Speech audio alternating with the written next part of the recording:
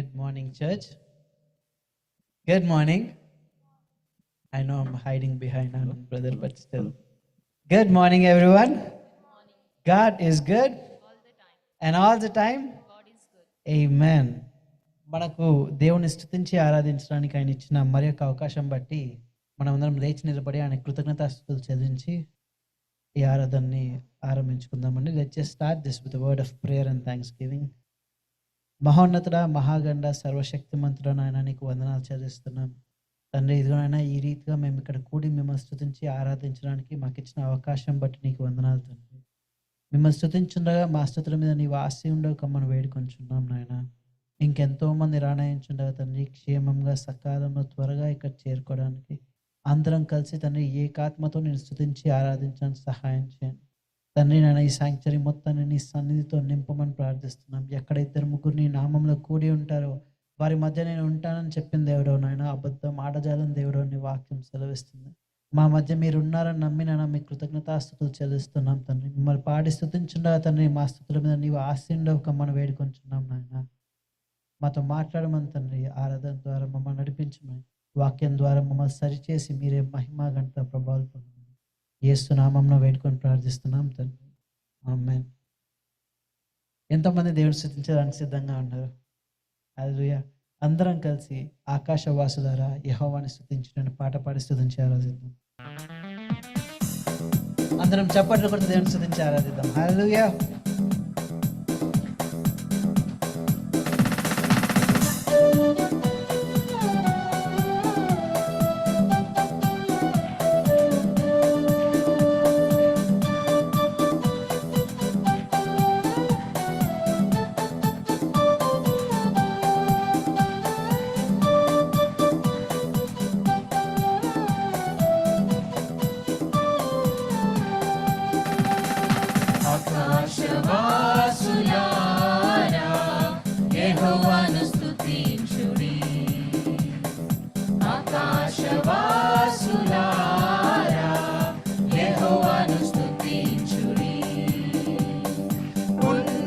స్థలముల నివాసులారా యెహోవాను స్తుతించుడి. హల్లెలూయా. ఉన్నత స్థలముల నివాసులారా యెహోవాను స్తుతించుడి. ఆకాశవాసులారా యెహోవాను స్తుతించుడి. ఆకాశవాసులారా యెహోవాను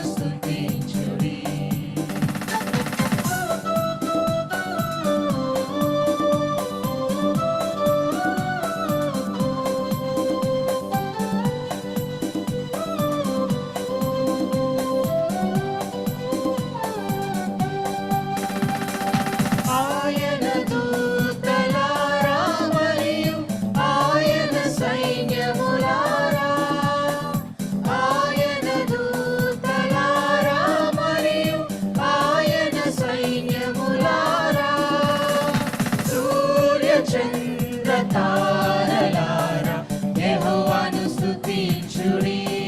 హల్లెలూయా. సూర్య చంద్ర తారలారా యెహోవాను స్తుతించుడి. ఆకాశవాసులారా యెహోవాను స్తుతించుడి. ఆకాశవాసులారా యెహోవాను స్తుతించుడి.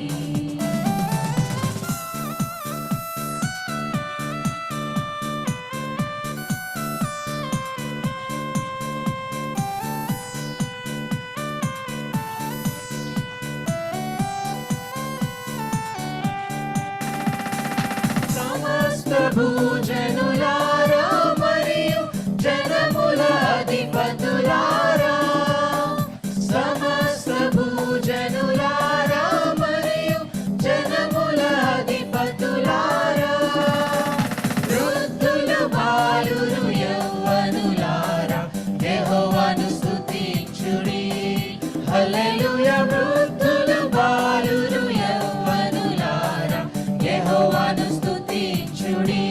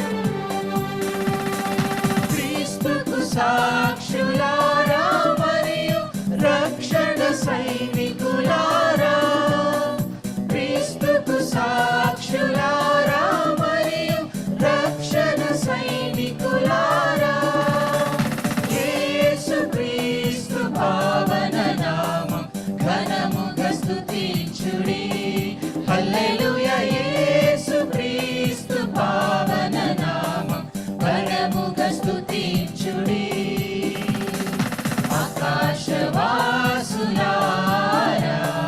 యెహోవాను స్తుతించుడి ఆకాశవాసులారా యెహోవాను స్తుతించుడి ఆకాశవాసులారా యెహోవాను స్తుతించుడి హల్లెలూయా. అదేవిధంగా ప్రభునామం నాకు ఆశ్రయమే, ఆయనను స్తుతించేదని పాట పాడి ఆయనను స్తుతించి ఆరాధిద్దామండి. ఫిలిపియన్స్ 2:9 ఇలా రాసి ఉంటుంది, ఆయన మరణమగునంత వరకు విధేయుడిగా ఉన్నందువలన భూమి మీదను ప్రతి లోకంలోను ప్రతి నాలుక ఆయన ముందు వంగులాగున అన్ని నామముల కన్నా పై నామం ఆయనకు అనుగ్రహింపబడిన ఉంటుంది. ఆమేన్. హిస్ నేమ్ వాస్ స్తుతించెదను ప్రభు మహిమన జీవితమే ఆయనను వెంబడింతును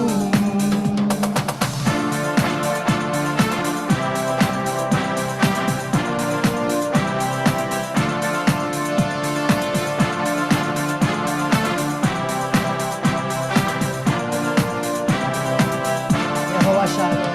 యెహోవా షాలోమ్ శాంతిని ఇచ్చెను యెహోవా షాలోమ్ శాంతిని ఇచ్చెను శాంతిదాత నా శాంతిదాత శాంతిదాత నా శాంతిదాత శాంతిదాత నా శాంతిదాత శాంతిదాత నా శాంతిదాత ప్రభునామం నా ఆశ్రయమే ఆయనను స్తుతించెదను ప్రభు మహిమన జీవితమే ఆయనను వెంబడింతును ప్రభునామం నా ఆశ్రయమే ఆయనను స్తుతించెదను ప్రభు మహిమన జీవితమే ఆయనను వెంబడింతును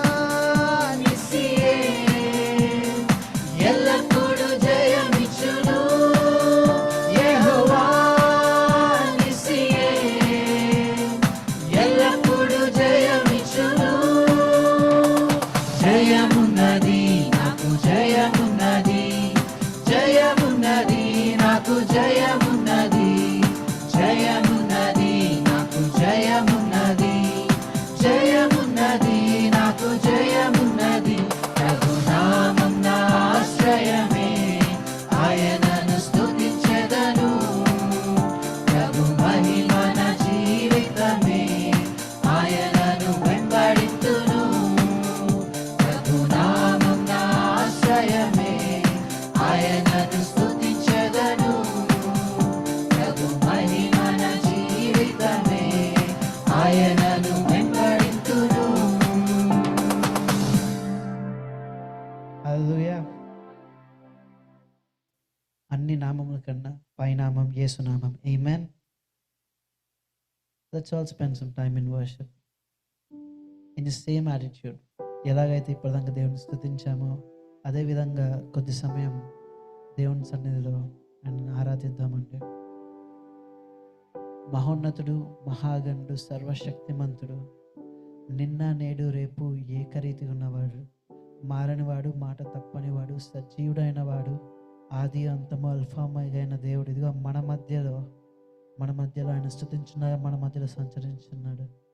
అటువంటి గొప్ప దేవుణ్ణి ఇదిగో విగ్రహంలో ఉండే దేవుడు కాదు, గుడిలలో ఉండే దేవుడు కాదు, కానీ సజీవుడు అయిన ఆత్మ కలిగిన దేవుడు, ఆత్మ అయిన దేవుడు మన మధ్య సంచరించిన దేవుణ్ణి స్తుతించి ఆరాధిద్దాం. అందరం మనం చేతులెత్తి మనం స్వరంలెత్తి ఆయన స్తుతించి ఆరాధిద్దామండి.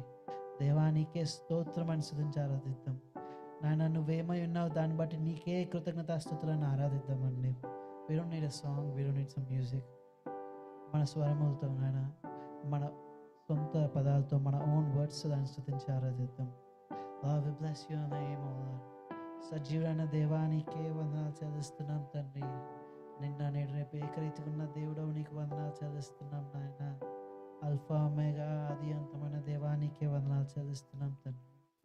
ఆది అంతమైన దేవుడు నాయన, చిరకాలము జీవించేవాడు నీకు వందనాలు చెల్లిస్తున్నాం. సజీవుడైన దేవానికి స్తోత్రములు తండ్రి. ఇదిగో మా కోసం భూమి మీదకి వచ్చిన ఆయన, చనిపోయి తిరిగి లేచిన దేవుడు కనుక నీకు వందనాలు చెల్లిస్తున్నాం తండ్రి. Thank you for what you are. నీవేమై ఉన్నావో తండ్రి నాయన, దాన్ని బట్టి నీకు వేదాది వందనాలు స్థుతులు స్తోత్రములు చెల్లిస్తున్నాం. Thank you Jesus. Hallelujah. Lord, we bless your name, O Lord. అందరం మన స్వరములు ఎత్తి దేవుని స్తుతించి ఆరాధిద్దామండి. Request no one to be silent. This is the time where you can connect with God. His presence is here. Thank you, Jesus. Hallelujah. Isaiah, నీకే స్తోత్రం. Hallelujah. నిన్న నేడు రేపు ఏకరీతిగా ఉన్నవాడు నాయన. నిన్ను నాయన మా పాపములను క్షమించి మా జీవితాంతం నాయన మరణించిన తరువాత కూడా నీతో పాటు ఉండడానికి తండ్రి, నిన్ను స్తుతించి ఆరాధించడానికి సదాకాలము నీతో గడపడానికి తండ్రి మాకు ఇచ్చిన అవకాశం బట్టి నీకు వందనాలు. నీ రక్షణ బట్టి నీకు వందనాలు చెల్లిస్తున్నాం నాయన. ఇదిగో ఈ పాట పాడుచున్న సదాకాలము నీతో నేను జీవించని పాడుచున్నా తండ్రి. Let this be a conviction today. Let this be a confession today. Help us, Lord. నాయన ఈ స్తుతుల మీద నీవే ఆశీర్వదించమని ప్రార్థిస్తున్నాం నాయన.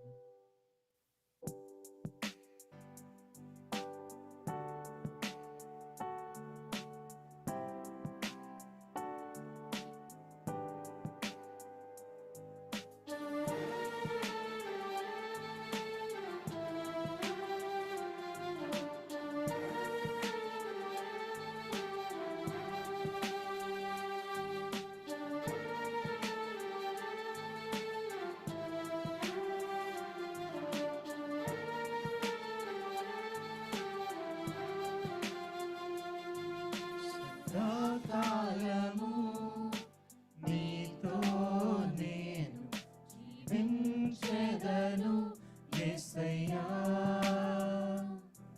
సదాకాలము నీతో నేను జీవించెదను యేసయ్యా. యేసయ్యా, యేసయ్యా, యేసయ్యా, యేసయ్యా, యేసయ్యా, యేసయ్యా, యేసయ్యా, యేసయ్యా. సదాకాలము నీతో నేను జీవించెదను యేసయ్యా. సదాకాలము నీతో నేను జీవించెదను యేసయ్యా. యేసయ్యా, యేసయ్యా, యేసయ్యా, యేసయ్యా, యేసయ్యా, యేసయ్యా, యేసయ్యా, యేసయ్యా, యేసయ్యా. సదాకాలము, సదాకాలము నీతో నేను జీవించెదను యేసయ్యా. సదాకాలము నీతో నేను జీవించెదను యేసయ్యా.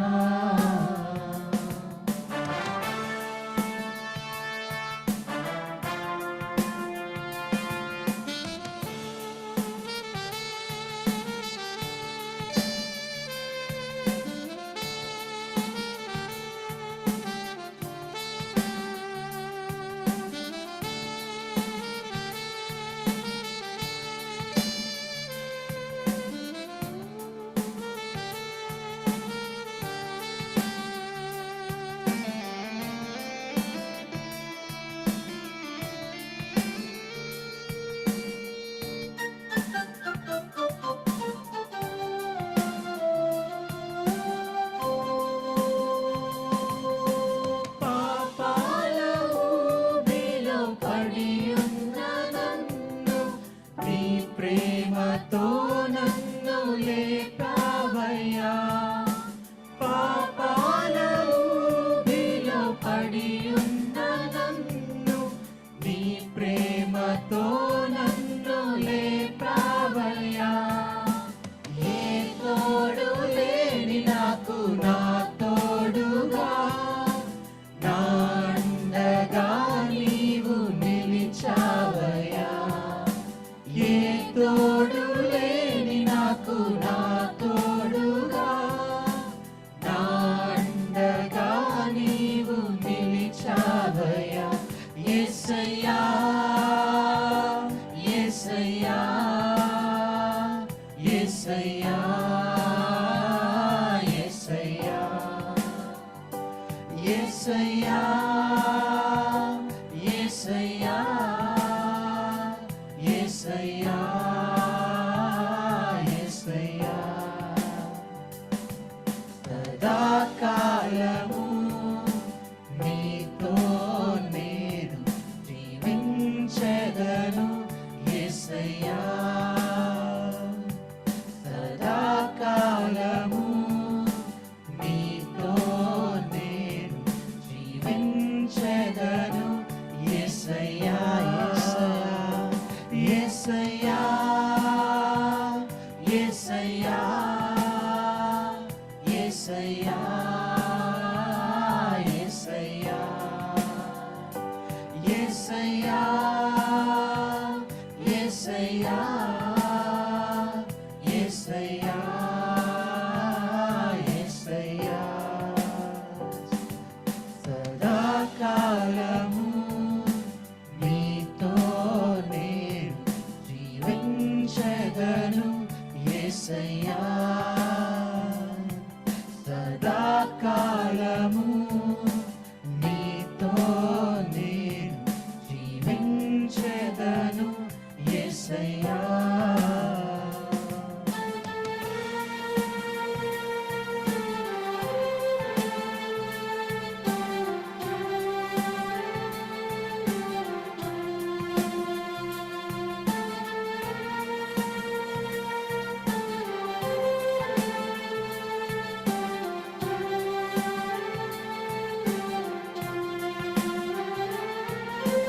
నీ వాత్సల్యమును నాపై చూపించి నీ సాక్షిగా నన్ను నిలిపావయ్యా.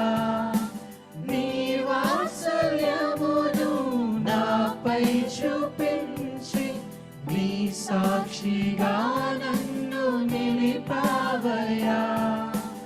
ఆశ్చర్య కార్యములు ఎన్నో చేసి నీ పాత్రగా నన్ను మలిచావయ్యా. ఆశ్చర్య కార్యములు ఎన్నో చేసి నీ పాత్రగా నన్ను మలిచావయ్యా. యేసయ్యా యేసయ్యా యేసయ్యా యేసయ్యా యేసయ్యా యేసయ్యా యేసయ్యా యేసయ్యా. సదాకాలము నీతో నేను జీవించెదను యేసయ్యా. సదాకాలము నీతో నేను జీవించెదను యేసయ్యా. యేసయ్యా యేసయ్యా యేసయ్యా యేసయ్యా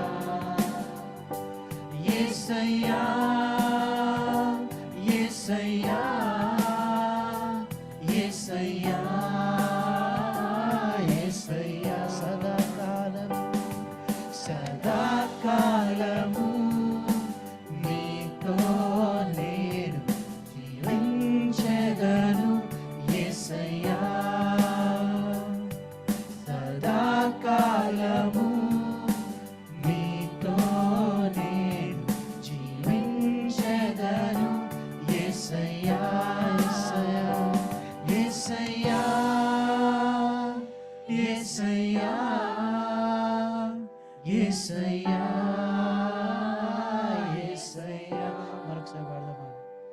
యేసయ్యా యేసయ్యా యేసయ్యా యేసయ్యా. అవును తండ్రి నాయన, ఇదిగో తండ్రి, శిలువ మీద నీరు కాసిన రక్తమును బట్టి మా ప్రతి ఒక్క పాపమును తీసివేసిన ఆయన మమ్మల్ని నీతిమంతులుగా తీర్చి నిన్ను తండ్రి అని పిలవడానికి తండ్రి మాకు అర్హత ఇచ్చిన దేవుడవు నాయన. మరణం తండ్రి మమ్మల్ని ఎడబాయనీయకుండా తండ్రి, ఇదిగో మా పాపములన్నీ కడుగవేసి తండ్రి నీతి అనే వస్త్రం మాకు అనుగ్రహించి తండ్రి, నిత్య జీవనం మాకు అనుగ్రహించిన దేవుడు నీకు వందనాలు చెల్లిస్తున్నాం. ఇదిగో సదాకాలము నీతో మేము ఉంటాం, మాకు ఇచ్చిన కృపను బట్టి మీకు వందనాలు.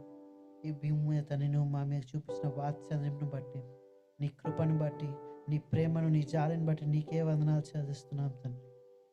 ఎటువంటి స్థితిలో తప్పిపోకుండా తండ్రి నిన్ను హత్తుకొని జీవించడానికి తండ్రి, ఇదిగో నీ కృపను ఎల్లప్పుడూ జ్ఞాపకం చేసుకొని నీ ఇష్టమైన కృపను మేము బ్రతకడానికి సహాయం చేసి మాకు శక్తి అనుగురించి నడిపించమని యేసు నామమున వేడుకొని ప్రార్థిస్తున్నాం తండ్రి.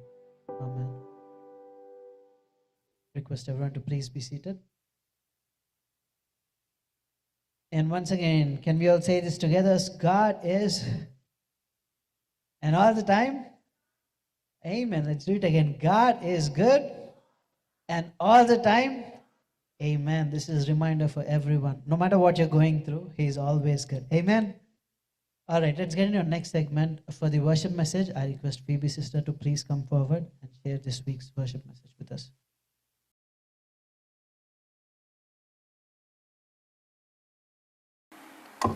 Praise the Lord, church.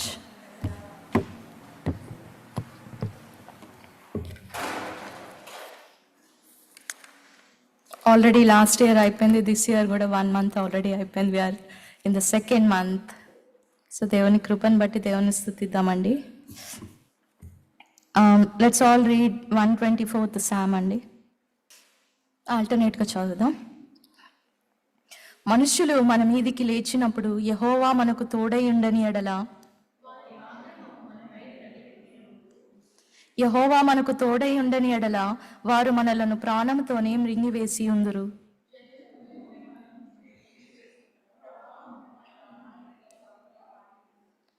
ప్రవాహములై ఘోషించు జలములు మన ప్రాణముల మీదుగా పొర్లిపారి ఉండును అని ఇశ్రాయేలీయులు అందురుగాక.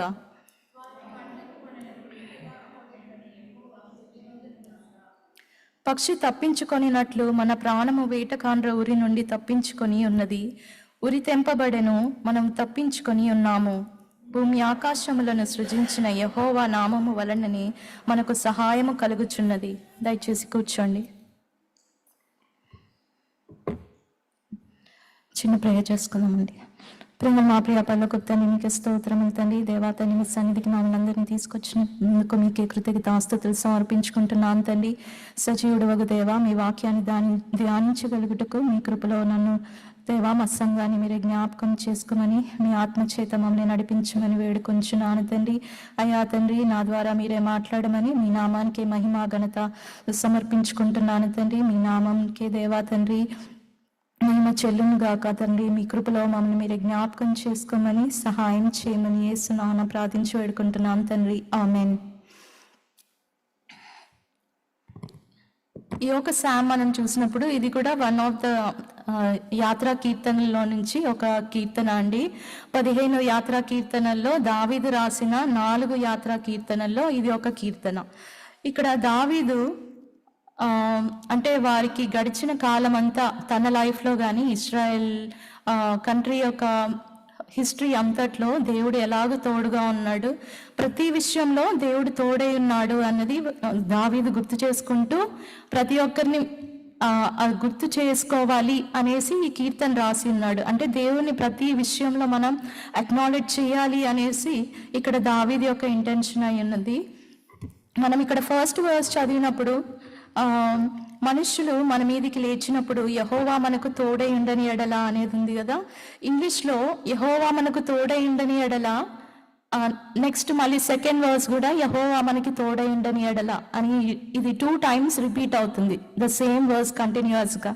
అంటే దావీదు ఇక్కడ స్ట్రెస్ చేయాల్సింది ఏది అనుకుంటున్నాడంటే, ఎవ్రీథింగ్ ఆయన లైఫ్లో కానీ ఇశ్రాయేల్ ప్రజల్లో కానీ దేవుడే తోడై ఉండి ప్రతిదీ వాళ్ళకి సహాయం చేస్తూ వారిని అంతవరకు కాచి కాపాడాడు అన్నది వారు ప్రతి సంవత్సరం యాత్రా కీర్తనల్లో వారు జ్ఞాపకం చేసుకుంటూ దేవుణ్ణి స్తుతిస్తున్నారు అనమాట. ఈ కీర్తనలో ఇంకోటి ఏంటంటే, మనం right from the first verse మనం జీసస్ క్రైస్ట్ని చూడొచ్చు అనమాట. ఇక్కడ ఫస్ట్ వర్స్లోనే మనం చూస్తే యెహోవా మనకు తోడై ఉండని ఎడల అన్న వాక్యము, అంటే హీబ్రూ స్కాలర్స్ చెప్పిన ప్రకారము ఇమాన్యుయల్ అనే మాటకి అది ఒక పాస్ట్ టెన్స్ మీనింగ్ అనమాట. అంటే గాడ్ విత్ అస్ అనేది ఇమాన్యుయల్ కదా, గాడ్ వాజ్ విత్ అస్ అన్న మాటకి మీనింగ్గా యెహోవా మనకు తోడై ఉండని ఎడల అంటే యెహోవా మనకు తోడై ఉన్నాడు అన్నది. సో ఇట్ ఈస్ ఇమాన్యుయల్ అంటే మనం జీసస్ క్రైస్ట్ని మనం అంటాం కదా. Right from the first verse మనం జీసస్ క్రైస్ట్ని అక్కడ చూడొచ్చు.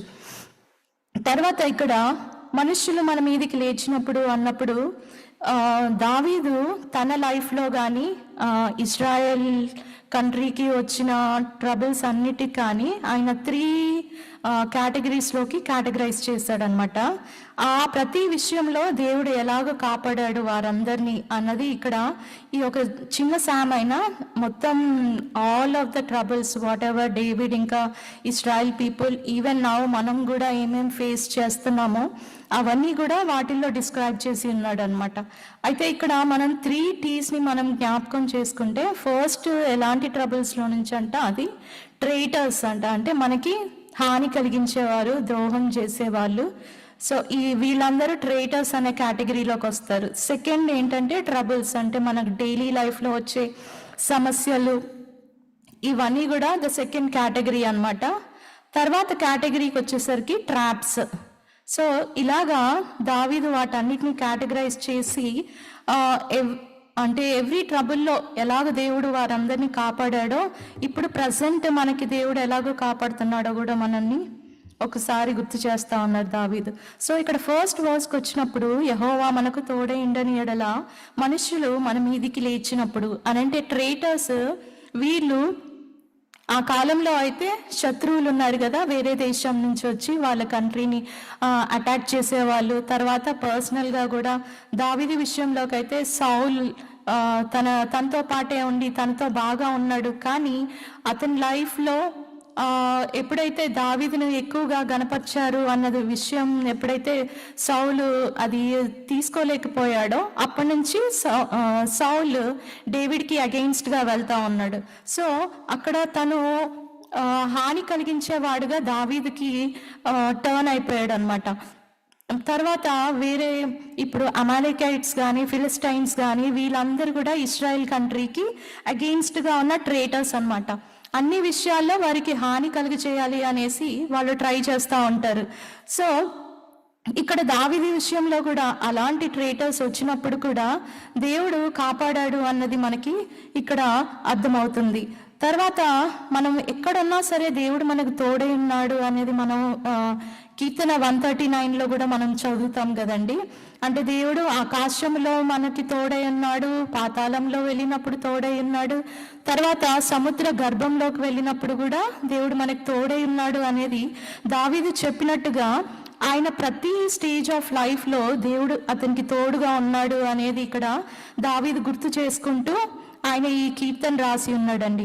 తర్వాత ఆ టైంలో అయితే అప్పుడు ట్రేటర్స్ అలా ఉండేవాళ్ళు, కానీ ఇప్పుడు ప్రజెంట్ డేలో అయితే మన లైఫ్లో కూడా చాలామంది ట్రేటర్స్, అంటే మన ఎవ్రీడే లైఫ్లో మనతో ఉన్నట్లు ఫ్రెండ్స్ కానీ లేకపోతే మీ కలీగ్స్ కానీ ఎవరైనా సరే వారు మనల్ని కిందికి లాగాలి అనేసి చూస్తూ ఉంటారు కదా, ఆ విషయంలో కూడా దేవుడు మీకు సహాయం చేస్తూనే ఉంటాడు మనందరికీ కూడా.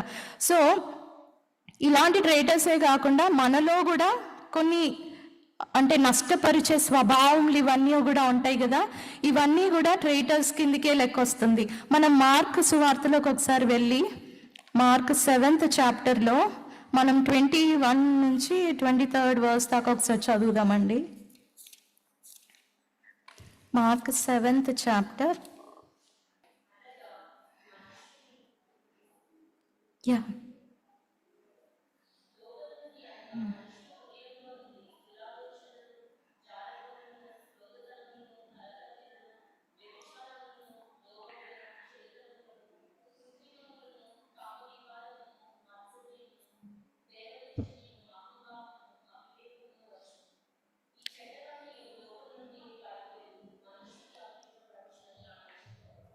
యా.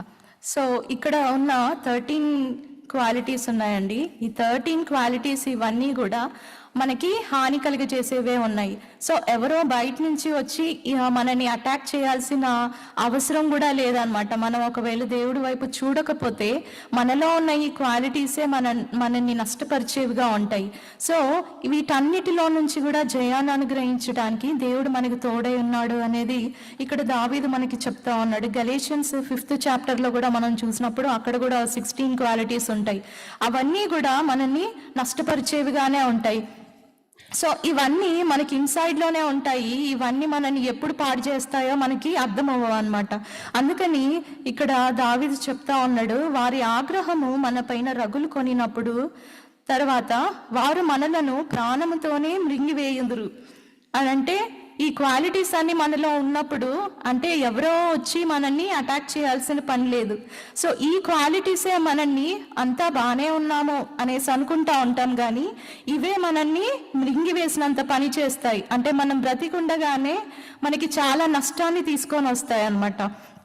సో ఇలాంటి సమస్యలన్నిట్లో నుంచి కూడా మనం జయం పొందటానికి మనం వీటన్నిటిని ఓవర్కమ్ చేయటానికి కూడా దేవుడు మనకి తోడుగా ఉన్నాడు. అందుకని మనం ఇంతవరకు ఆయన దేవుని సన్నిధిలో మనందరం నిలబడగలుగుతున్నాము అని అంటే ఈ యొక్క పరిస్థితులన్నిటినీ మనం జయించగలుగుతున్నాం అనేది మనం జ్ఞాపకం చేసుకోవాలి. తర్వాత నెక్స్ట్ వచ్చేసరికి నెక్స్ట్ టీ అండి, ఇది ద ట్రబుల్స్ అన్నమాట. అని అంటే ఇక్కడ 4th verse చూద్దాము. జలములు మనలను ముంచి వేసియుండును, ప్రవాహము మన ప్రాణముల మీదుగా పొర్లియుండును. ప్రవాహములై ఘోషించు జలములు మన ప్రాణముల మీదుగా పొర్లి పారియుండును అని ఇశ్రాయేలీయులు అందరుగాక. ఇక్కడ ప్రవాహములు అంటే వాటర్ని డేవిడ్ ట్రబుల్స్తో కంపేర్ చేశాడు. చిన్న చిన్న సమస్యలు every stage of the life నుంచి మనకు వస్తానే ఉంటాయి కదా. అంటే మనం చిన్నప్పుడు ఉన్నట్లుగా ఆ స్టేజ్కి తగ్గ కష్టము ఆ స్టేజ్కి అన్నట్టు. సో ఎవ్రీ స్టేజ్ ఆఫ్ లైఫ్లో మనకు వచ్చే ప్రతి ఒక్క సమస్యలు ఈ జలములతోని కంపేర్ చేశాడు అనమాట. ఈ జలములతో ఎందుకు కంపేర్ చేశాడంటే సమస్యలు అవి ఆగిపోతున్నట్టు అనిపించవు అనమాట. ఈ ఏజ్ అయిపోయింది, నెక్స్ట్ ఏజ్కి మనం ఎంటర్ అయ్యాము అనేసి అంటే దెన్ ఆ ఏజ్కి తగ్గ సమస్యలు మనకు వస్తూ ఉంటాయి. ఫ్రమ్ చైల్డ్హుడ్, టీనేజ్, అడల్ట్హుడ్, తర్వాత ఓల్డ్ ఏజ్, అన్నిటిలో ఉన్న ప్రతి ఒక్క సమస్యలన్నీ కూడా మనకి ఒక వాటర్ ఫ్లో లాగా వస్తూనే ఉంటాయి అన్నమాట. ఇట్ నెవర్ స్టాప్స్ అన్నమాట. కానీ వాటన్నిటిలో కూడా దేవుడు మనకి తోడుగా ఉంటాడు అనేది ఇక్కడ దావీదు మనకి చెప్తా ఉన్నాడు. మనం దావీదు యొక్క లైఫ్ని మనం చూసుకుంటే ఆయన చిన్నగా ఉన్నప్పుడు ఆయన షెపర్డ్ లాగా వెళ్ళి గొర్రెల్ని కాస్తా ఉన్నప్పుడు కూడా ఆయన లైఫ్లో మనం చూస్తాము. లయన్స్ అండ్ బేర్స్ వచ్చినప్పుడు కూడా వాటిల్ని ఎలాగ అటాక్ చేసి వాటిల్ని చంపివేసి గొర్రెల్ని ఎలాగో కాపాడాడు అన్నది మనం చూస్తూనే ఉంటాము. తర్వాత స్టేజెస్ ఒక్కొక్క స్టేజ్ పెరిగే కొద్దీ తర్వాత గొలియాత్తోని ఫైటింగ్, తర్వాత సౌల్తోని, తర్వాత వేరే దేశాలతోని, ఇలాగా అనేక మంది ఆయన లైఫ్లో వచ్చినప్పుడు కూడా ఒక్కొక్క స్టేజ్ని ఎలాగైతే ఆయన ఓవర్కమ్ చేస్తూ వెళ్తున్నాడో వాటన్నిటిని బట్టి కూడా దేవుణ్ణి స్తుతిస్తూ ఉన్నాడు. అయితే ఇక్కడ మనం దావీదు నుంచి నేర్చుకోవాల్సింది ఏంటంటే, మనం ఈ స్టేజ్లో ఒక సమస్యను మనం ఫేస్ చేస్తున్నామంటే నెక్స్ట్ స్టేజ్కి వెళ్ళినప్పుడు ఆ ఫస్ట్ అండ్ సెకండ్ స్టేజెస్ అంటే వాటిని మనం ఎలాగ అయితే మనం ఒక రెఫరెన్స్ పాయింట్ లాగా తీసుకోవాలి అనేది మనం చూసుకుంటాం. మనం 1 శామ్యూయల్ ఒకసారి చదువుదామండి. 1 శామ్యూయల్ 17th చాప్టర్లో 34th to 37th ఒకసారి చదువుదాం.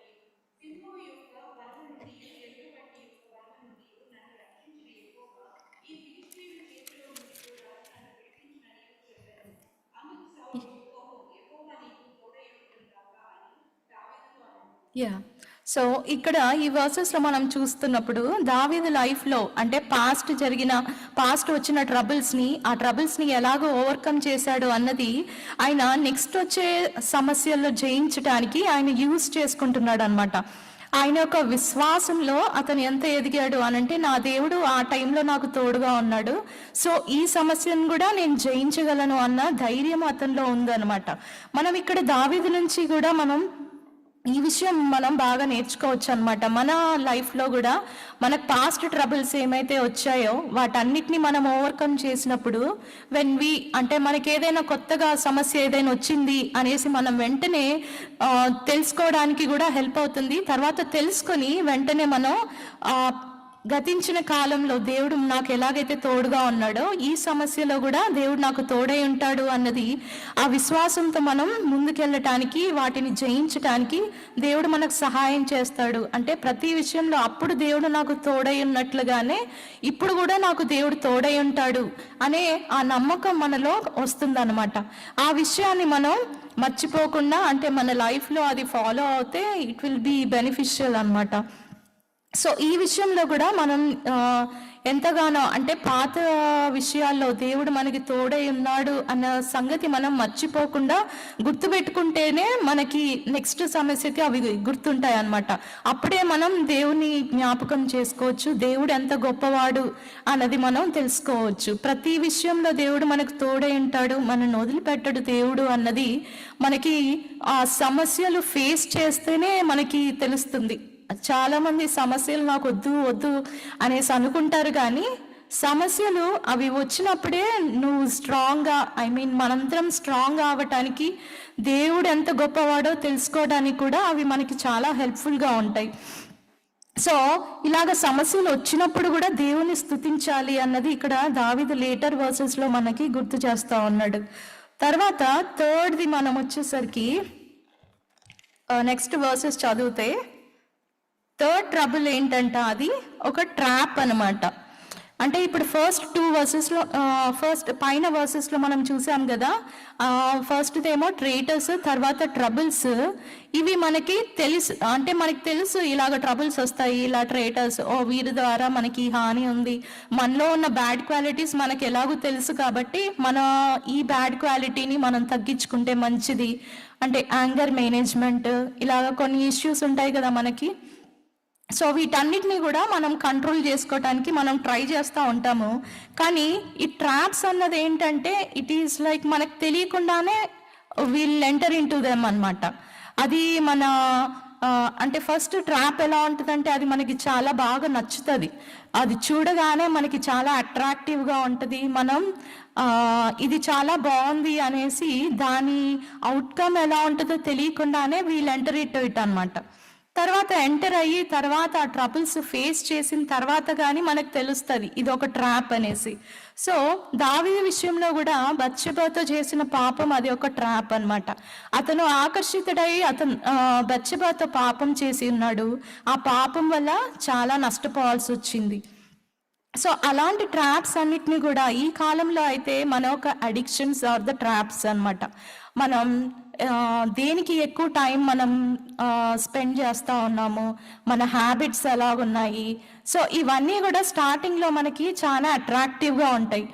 మనం ఫోన్ చూడటం కానీ, షార్ట్స్ కానీ, రీల్స్ కానీ ఇవన్నీ చాలా అట్రాక్టివ్గా ఉంటాయి.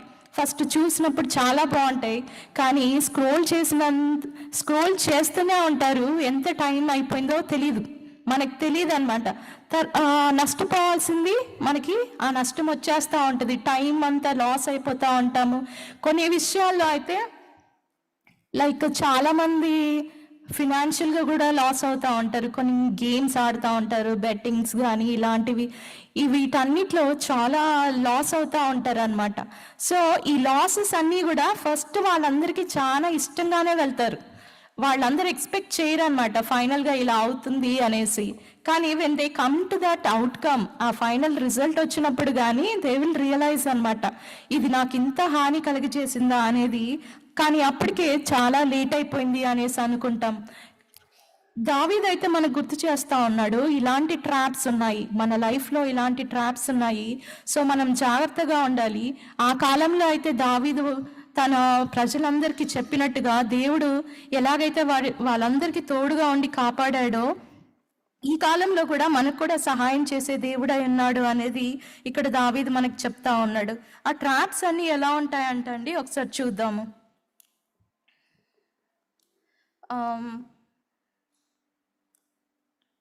6th verse ఒకసారి చదువుదామండి. 6th and 7th verses. వారి పండ్లకు మనలను వేటగా అప్పగింపని యెహోవా స్తుతి నొందునుగాక. పక్షి తప్పించుకొనినట్లు మన ప్రాణము వేటకాండ్ర ఉరి నుండి తప్పించుకొని ఉన్నది. ఉరి తెంపబడెను, మనము తప్పించుకొని ఉన్నాము. సో ఇక్కడ ఈ ట్రాప్స్ అన్నది ఏంటంట, మనల్ని బంధించేస్తుందంట. అందులో నుంచి మనం సొంతగా అయితే బయటికి రాలేము. ఆ అడిక్షన్స్ మనల్ని చాలా వీక్గా చేసేస్తాయంట. అయితే అటువంటి సందర్భాల్లో కూడా దావీదు ఇంకా ప్రజలందరికీ దేవుడు ఎలాగ తోడై ఉన్నాడో ఇక్కడ దావీదు గుర్తు చేస్తా ఉన్నాడు.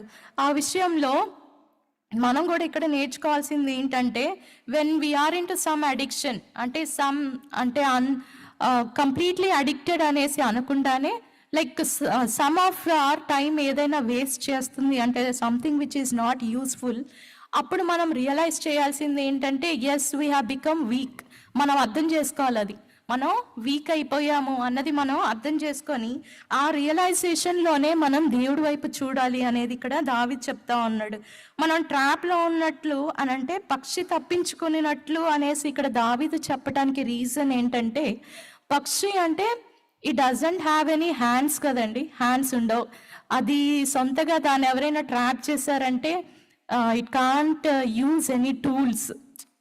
అంటే నా దగ్గర ఈ క్వాలిటీస్ ఉన్నాయి కదా, I'm well enough to control my self అనేసి అంటూ ఉంటారు. మనం ఎప్పుడైనా వేరే వాళ్ళకి సలహా ఇచ్చినా కానీ you don't need to tell me, I know అన్న థాట్స్ అన్న ఆన్సర్స్ మనం వింటూ ఉంటాం. సో కానీ ఇక్కడ స్టేజ్ ఏంటంట, విల్ బికమ్ వీక్ అంట. We don't have any tools to come out of the trap అంట. సో ఇక్కడ దావీదు పక్షితో ఎందుకు కంపేర్ చేశాడంటే, పక్షిని once you put in the trap, అది దాని సొంతగా అది బయటికి రాలేదన్నమాట. వేరే వాళ్ళు వచ్చి ఓపెన్ చేస్తే కానీ ఆ పక్షి బయటికి రాగలదు. సో అలాంటి కండిషన్లోనే మనం ఉంటామంట. ఆ పక్షిలాగే లైక్ హెల్ప్లెస్ అండ్ ఇంకా మనకి ఏ దిక్కు లేదు అన్నట్లుగా మనం ఉంటామంట. సో అలాంటప్పుడు మనని దేవుడే మనకి తోడై ఉండి సహాయం చేస్తే కానీ మనం ఆ సమస్య నుంచి కానీ ఆ ట్రాప్ నుంచి కానీ ఆ బంధకాల నుంచి కానీ మనం బయటికి రాగలం. సో ఇక్కడ దావీదు పక్షితో కంపేర్ చేస్తున్నాడు అని అంటే we have to realise our stage అనమాట. మనం ఎంత వీక్ అయిపోతామో ఆ పరిస్థితిలో అన్నది ఇక్కడ దావీదు జ్ఞాపకం చేసుకోమనేసి అంటూ ఉన్నాడు. ఈ పరిస్థితిలో మనం లైక్ డెలివర్ చేసే దేవుడు మన దేవుడు ఉన్నాడు అన్నది మనం జ్ఞాపకం చేసుకోవాలి అనేసి అంటా ఉన్నాడు. ప్రతి విషయంలో అనంటే ఇక్కడ డెలివరెన్స్ మనకి ఎలా వస్తుంది అనేసి అంటే, మనం లాస్ట్ వర్స్ మనం చూస్తే మనకు భూమి ఆకాశములను సృజించిన యెహోవా నామము వలననే మనకు సహాయం కలుగుచున్నది అనేది ఉంది కదా. సో దేవుడే మనకి సహాయం చేసేవాడు, దేవుడు అంత గొప్పవాడు, ప్రతిదీ సృష్టించిన దేవుడు ఆయనే. ఎవ్రీ టైం మనం చాలాసార్లు కీర్తనల్లో చూసినప్పుడు భూమి ఆకాశములను సృజించిన దేవుడే అన్న పాయింట్ మనం ఎక్కువగా చూస్తూ ఉంటాం. అంటే ఇక్కడ దేవుడి యొక్క అథారిటీని మనం జ్ఞాపకం చేసుకుంటే దెన్ దేవుడు ఎంత గొప్పవాడు, మన జీవితాల్లో దేవుడు ఎంత కార్యం చేయగలడు అన్నది వీ క్యాన్ ఎస్టిమేట్ అనమాట. అది మనకి అర్థం అవ్వదు, కానీ భూమి ఆకాశంలో మన సరౌండింగ్ని చూస్తే అవి మనకి చాలా గొప్పగా ఉంటాయి. ఇవి ఎలాగ సాధ్యమైంది, ఎలా చేశాడు దేవుడు అన్నది మనకి ఒక వండర్ లాగా ఉంటుంది కదా. సో ఆ wonder is nothing but God's power అన్నమాట. సో అలాగా మనం దేవుడి శక్తిని ఎప్పుడైతే ఆశ్రయిస్తామో దేవుడు మనకి తోడై ఉండి వీటన్నిటి నుంచి మనల్ని కాపాడుతాడు అన్నది ఇక్కడ దావీదు యొక్క ఉద్దేశం అన్నమాట. కీర్తనలు 91 ఫస్ట్ వర్స్ ఒకసారి చదువుదామండి.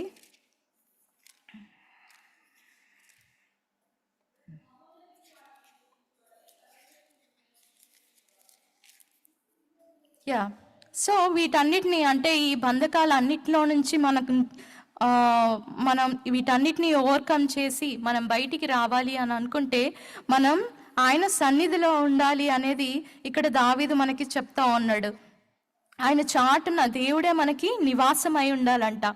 దేవుడు అందరికీ నివాసమై ఉంటాడా అని అంటే నో, అందరికీ ఉండడు. సో దీనికి ఆన్సర్ కూడా మనం అదే చాప్టర్ 9th verse ఒకసారి చదువుదామండి. ఎవరికి దేవుడు నివాసమై ఉంటాడు? 91 చాప్టర్లోనే 9th verse ఒకసారి చదువుదాం.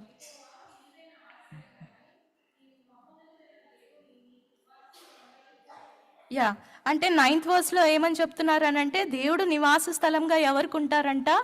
మనం ఒప్పుకోవాలంట, దేవా నీవే నా నివాస స్థలం అని మనం ఎప్పుడైతే ఒప్పుకుంటామో, వెన్ వీ కన్ఫెస్, నువ్వే దేవా నాకు, మీరే నాకు నివాసం, మీరు తప్ప నాకెవరు లేరు అని మనని మనం తగ్గించుకొని ఎప్పుడైతే మనం దేవుడి దగ్గరికి వెళ్తామో, దెన్ దేవుడు మనకి నివాస స్థలం అవుతాడు.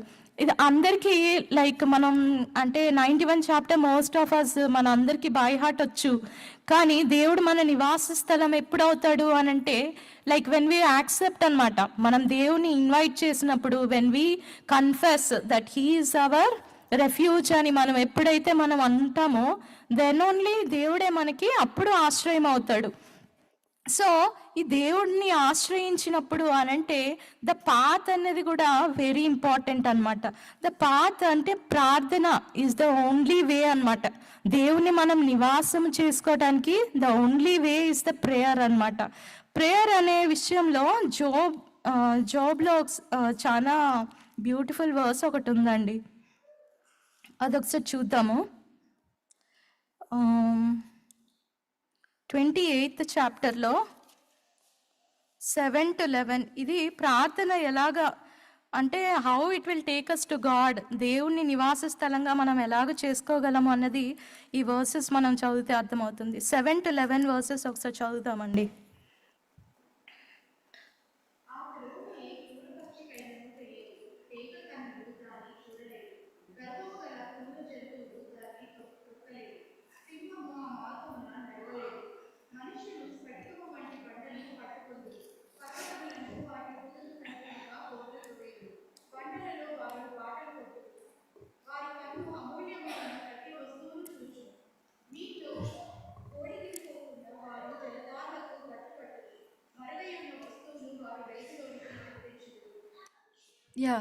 సో ఇక్కడ ప్రేయర్ అంట, ఈ మార్గాలన్నీ ఇక్కడ మనకు కనిపిస్తున్నాయి కదా, ఇవన్నీ కూడా ప్రేయర్ అన్నమాట. మన లైఫ్లో మనకు ప్రేయర్ అనేది ఎంత ఇంపార్టెంటో, what it will make us in our life అన్నది కూడా ఇక్కడ మనకు అర్థమవుతా ఉంది. ఆ త్రోవ ఏ క్రూర పక్షికైనను తెలియదు, డేగ కన్నులు దాన్ని చూడలేదు. అంటే మనం ఎప్పుడైతే ప్రేయర్లో ఉంటామో, దెన్ ఆ డెవిల్ అటాక్స్ కానీ మనల్ని దేవుడు ప్రతి ఒక్క ఈ యొక్క అటాక్స్ అన్నిటి నుంచి కూడా దేవుడు మనల్ని కాపాడుతాడు అనేది ఇక్కడ మనకి తెలుస్తూ ఉంది. అవన్నీ కూడా మనం ప్రేయర్లో ఉన్నప్పుడు అవన్నీ మనల్ని తాకలేవు, అవి మనల్ని చూడలేవంట అసలు. సో ప్రేయర్ అనేది చాలా ఇంపార్టెంట్ అనేది ఇక్కడ జోబ్లో మనం చూస్తూ ఉన్నాం. తర్వాత 7th verse ఆ త్రోవ ఏ క్రూర పక్షికైనను తెలియదు, డేగ కన్నులు దాన్ని చూడలేదు. ఇవన్నీ అంటే సాతాను వేసే ప్రతి బాణము, ఆయన బాణం వదులుతాడు కానీ ఆ బాణాలు మనల్ని చూడలేవంట. When you pray to God, ఆ ఒక కండిషన్లో మనం ఎప్పుడైతే ఉంటామో, ప్రేయర్ఫుల్ లైఫ్లో మనం ఎప్పుడైతే ఉంటామో, మనల్ని ప్రేయర్ కవర్ చేస్తూ ఉంటుంది అనమాట. ఆయన నివాస స్థలంలోకి మనం వెళ్తాము. సో ఇవన్నీ ఈ అటాక్స్ మనల్ని రీచ్ అవ్వలేవు అనమాట. ఇదొక ఐరన్ డోమ్ లాగా, ఇస్రాయల్ పీపుల్ వారు ఇప్పుడు కనుక్కున్నారు కదా. సో దిస్ ప్రేయర్ అనేది ఎంత పవర్ఫుల్ అనేది ఇక్కడ మనం ఈ వర్సెస్ అన్నిట్లో చూస్తూ ఉంటాం. మనుషులు స్ఫటికము వంటి బండను పట్టుకొందురు, పర్వతములను వాటి కుదుల సహితముగా బోర్ల ద్రోయుదురు, బండలలో వారు బాటలు కొట్టుదురు. సో ఇవన్నీ కూడా ఏంటంటే ప్రేయర్ చేసినప్పుడు మనం ఇవన్నీ చేస్తాము. ఈ వర్క్స్ అన్నిట్లో కూడా మనకు దేవుడు సహాయంగా ఉంటాడు. తర్వాత వారి కన్ను అమూల్యమైన ప్రతి వస్తువును చూచును అనంటే, మనం ప్రేయర్లో ద ఎండ్ పాయింట్ ఏంటంటే, when you go deep in to the prayer, మనం దేవుని యొక్క వెలుగుని చూసే వాళ్ళంగా ఉంటాము. దేవుడు మనకి ప్రత్యక్షమయ్యే దేవుడుగా ఉంటాడు. మనకి చాలా రెవల్యూషన్స్ వచ్చాయి ఈరోజు మన ప్రేయర్ లైఫ్లో. ఇలాగ మనకు అర్థమైంది, ఈ వాక్యం ఇలాగ అర్థమైంది, when we pray to God ఇలా అర్థమైంది ఈ వాక్యం అనేసి అంటూ ఉంటాం కదా. అదంతా దేవుడు వెలుగు అన్నమాట. ఎప్పుడైతే దేవుడు వెలుగు మనకి కలుగుతుందో, మనం ఆ చీకటినంతయు మన నుంచి పారిపోయి, తర్వాత మనకి లైఫ్లో అంటూ ఒక క్లారిటీ అంటూ వస్తుంది అనమాట. ఆ క్లారిటీలో దేవుడు ఎంత సహాయంగా మనకి తోడుగా ఉంటాడు, ఆయన జ్ఞానము మనకి కలుగుతుంది. మనం ప్రేయర్లో ఉన్నప్పుడు, మనం ప్రార్థించినప్పుడు దేవుణ్ణి ఆయన జ్ఞానంతో మనల్ని నడిపిస్తాడు అనేది ఇక్కడ ఈ వర్సెస్లో మనం చదువుతాం. సో ఇలాంటి ప్రేయర్స్ అన్నిట్లో కూడా మనం ఉండాలి అనంటే దేవుని మనం నివాస స్థలంగా చేసుకోవాలి. మనం ఆయన నమ్మాలి, ఆయన యందు మనం విశ్వసించాలి అనేది ఇక్కడ దావీదు చెప్తా ఉన్నాడు. ఒక బుక్ ఉందండి, డేవిడ్ రికవర్డ్ ఇట్ ఆల్ అనేసి. మనం ఆన్లైన్లో కూడా డౌన్లోడ్ చేసుకోవచ్చు. సో ఈ బుక్లో ఏంటంటే, డేవిడ్ లైఫ్లో 4 లాసెస్ జరిగాయి. సో ఆ 4 లాసెస్లో దేవుడు ఎలాగ కాపాడాడు, ఎలాగ రికవర్ చేశారు అన్నది ఆ బుక్లో ఉంది. భక్త్ సింగ్ బ్రదర్ ఆయన రాశారనమాట ఈ బుక్. సో ఫస్ట్ లాస్ ఏంటంటే, ఆయన ఫిలిస్టీన్స్కి అగెయిన్స్ట్గా ఉండే అతను ఏమవుతాడంటే, సౌల్ మీద కోపంతో, సౌల్ ఇలాగ నన్ను అటాక్ చేస్తానే ఉంటున్నాడు ప్రతిసారి, ఎవ్రీ టైమ్ ఈ సౌల్తో నాకు ఇబ్బంది అయిపోతా ఉంది, ఇంకా ఐ కాంట్ బేర్ దిస్ అనేసి ఏం చేస్తాడు, ఆయన ఫిలిస్టైన్స్ దగ్గరికి వెళ్తాడు. వాళ్ళ దగ్గరికి వెళ్ళి వాళ్ళతో కలిసి సౌల్కి అగెయిన్స్ట్గా అటాక్ చేయడానికి ట్రై చేస్తాడు. సో ఫస్ట్ అయితే సౌల్ అభిషక్తుడు గనక ఆయన దగ్గరలో ఉన్నా కానీ ఆయనను చంపకుండా కాపాడుతాడు కదా. కానీ ఈ తర్వాత ఏమైందంటే, ఆయనని ఇంకా ఐ కాన్ బేర్ ఇట్ అనేసి ఫిలిస్టీన్స్తో కలుస్తాడు.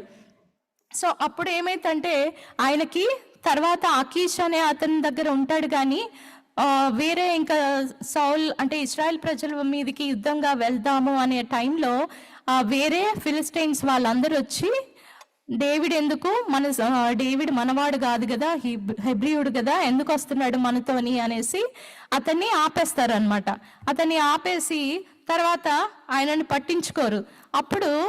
అప్పుడు దావీదుకి అర్థమవుతుంది. అప్పుడు అకీష్ దగ్గరికి వెళ్ళి ఆయన కాళ్ళు పట్టుకొని అడుగుతూ ఉంటాడు, ఎందుకు ఇలాగా, ఇన్ని రోజులు నీకు నమ్మకంగా ఉన్నాను కదా, ఎందుకు ఇలాగా అనేసి.